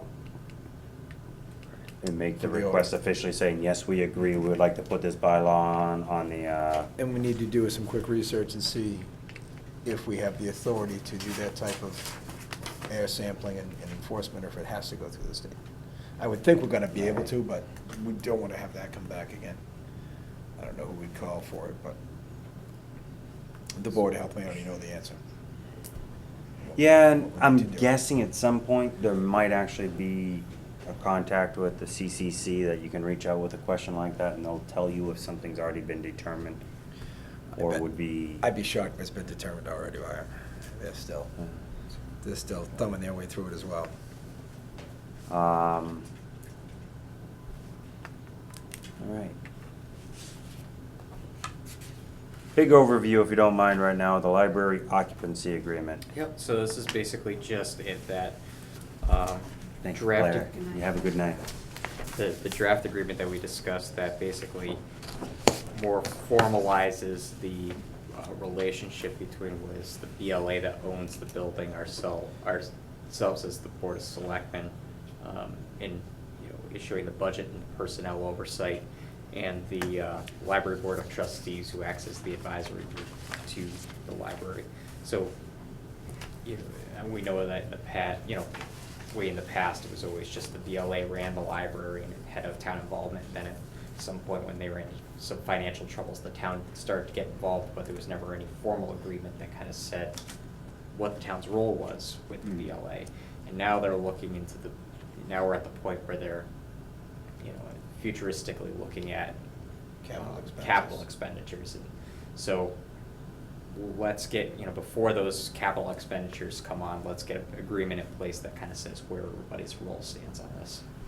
This stems from the conversation I assume we had when I suggested there'd be some sort of lease agreement, something to ensure that money we invest in the library, it stays as our library, they don't turn around and use the building. Thanks for the new roof, now get out. Right, exactly. So so in here, it basically says like, hey, let's just say, we go and invest in a new roof, something happens and they kick us out. Well, they're bound legally to pay off the remaining balance of whatever's owed. So. That should be done not just by what's owed, but by the life expectancy of the roof. Right. But okay, so we can read through this and get that idea. Yeah, so I haven't see. run it by our legal counsel yet, and I haven't, the only entity that's fully looked at it and vetted it, or, say we sat at the table, we had multiple meetings where we all came to an agreement that this was a good final to bring to our respective boards. The BLA right now is the only board that's looked at it and gave it the full thumbs up. I haven't heard from the trustees yet. Okay. And then presenting it to you guys, and I'll give it to you guys in digital form too, so. Okay, thank you. I think it's an important step. I'm surprised this wasn't done years earlier. It's like the ambulance used to run under the guise of being an ambulance squad run by a private entity where the paychecks were written for the employees by the town. They were dispatched by the town. They had town plates, town insurance, and town property, but all the money went to a private handled account. Unbelievable that went on for years, for decades. But that's the fact of how it ran. We still might find some of these more situations over the years and try to clean them up like this, I hope. Yeah.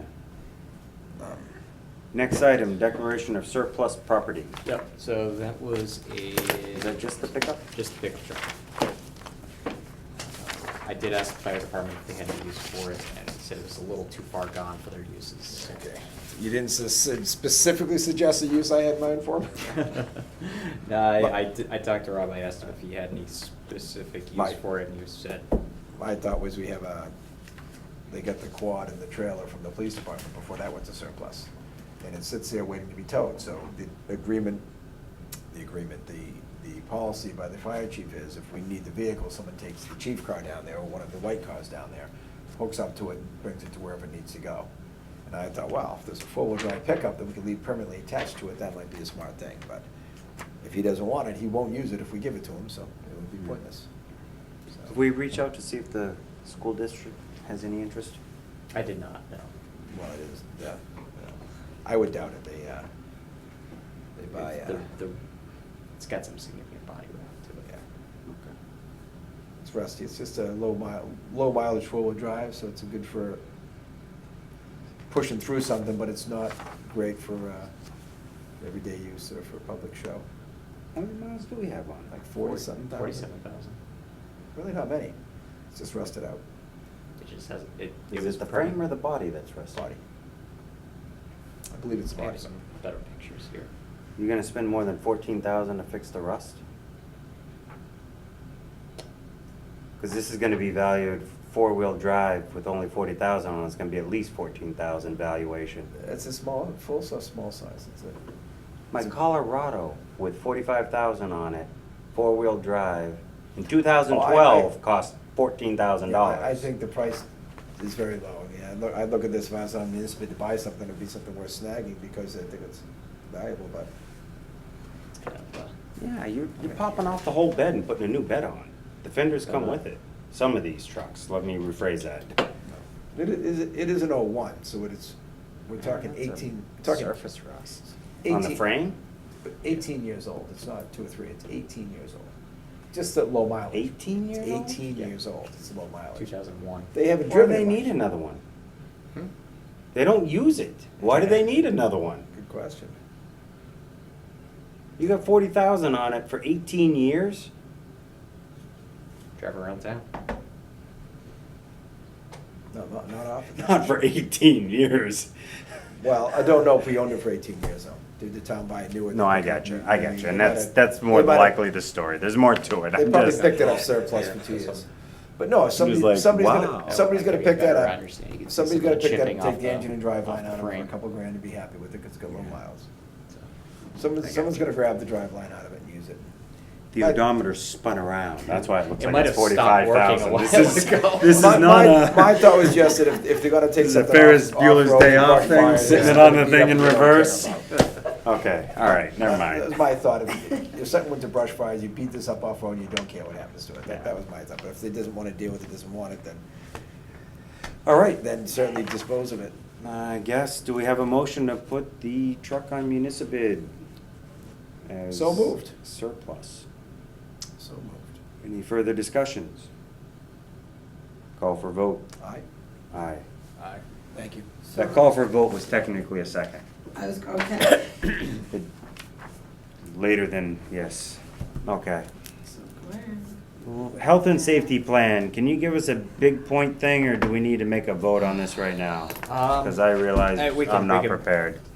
Pull that for another day. It was Hallelujah. basically Let's going table from it. like a 16-page document to a 90-page document by taking all the best practices from the OSHA standards and what we have as our current policies and rolling them all into one big one, that when if OSHA comes in and says, I want to see your health and safety plan, here's everything. We're supposed to act on this or not? Take another look. No. Yeah, take another look at it. We had asked for formal applications. Okay, Yeah. just checking. Yeah, take another look at it, digital form, and give me your comments. So, Just backwards. we'll save that for another day. I don't want to do nothing. Maybe I do. All right. You got 5 minutes. Sweet. Oh, for mine? Oh, Yeah, just take that for your information. please They already gave contact you- the town administrator for a copy of the town administrator's report if you're interested. It's here on the website. Exactly. I apologize, I realize I ran late, I'm running late, and We I'm not. need these wages, I'm we need tired, these is what I wages am. signed. Right? Technically.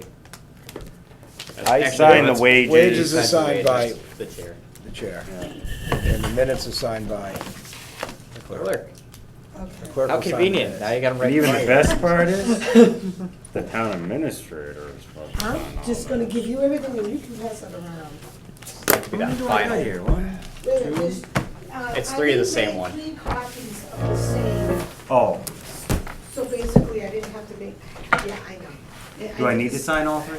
You might as well. Well, no. I didn't know if you were making copies because something has to go to the board, She gave me assessors, the something has. origi- Right, she gave me 3 originals, so I said, okay, everybody gets my okay. I'm all messed up now.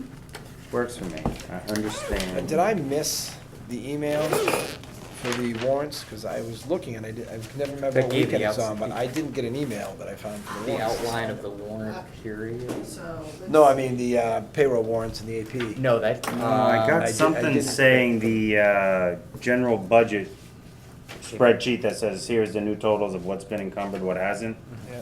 I got that email, but I didn't get the, Neither but did usually I. that tells me there's a pay warrant or something Yeah, coming. and but I didn't said, see oh it. geez, is this the weekend? So I checked my emails. Nope, it wasn't the weekend, so I didn't come in. Otherwise, I would have yeah, rolled in this weekend. it didn't go until today. And then I noticed there were a few things that the finance committee had voted to move some money around that those hadn't been posted yet. So there are, I know that the police overtime was showing a further deficit, but the finance committee did vote to move more money into that line item that hadn't been reflected These are yet. copies I gave you. in Just your wanted to make folder. sure I didn't have another page to sign. Obviously, you didn't have The time to. official mounted in their window But the other guys license. looked at it and said, yeah, it's okay. The window everything of is the there. farm stand.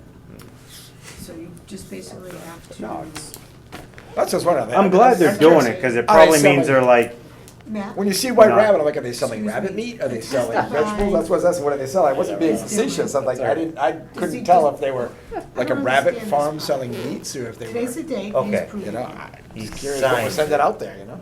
date approved is the date of the Motion meeting to where we adjourn. voted. No, we Oh, have just not, we tonight. have not, we have Yeah, not adjourned the yet. date I signed didn't know if I missed it. happens to be tonight, Right. but if Nope. he didn't sign We're it till getting all the tomorrow, it would business be done 2 here. different Oh, days. okay, okay, Almost done.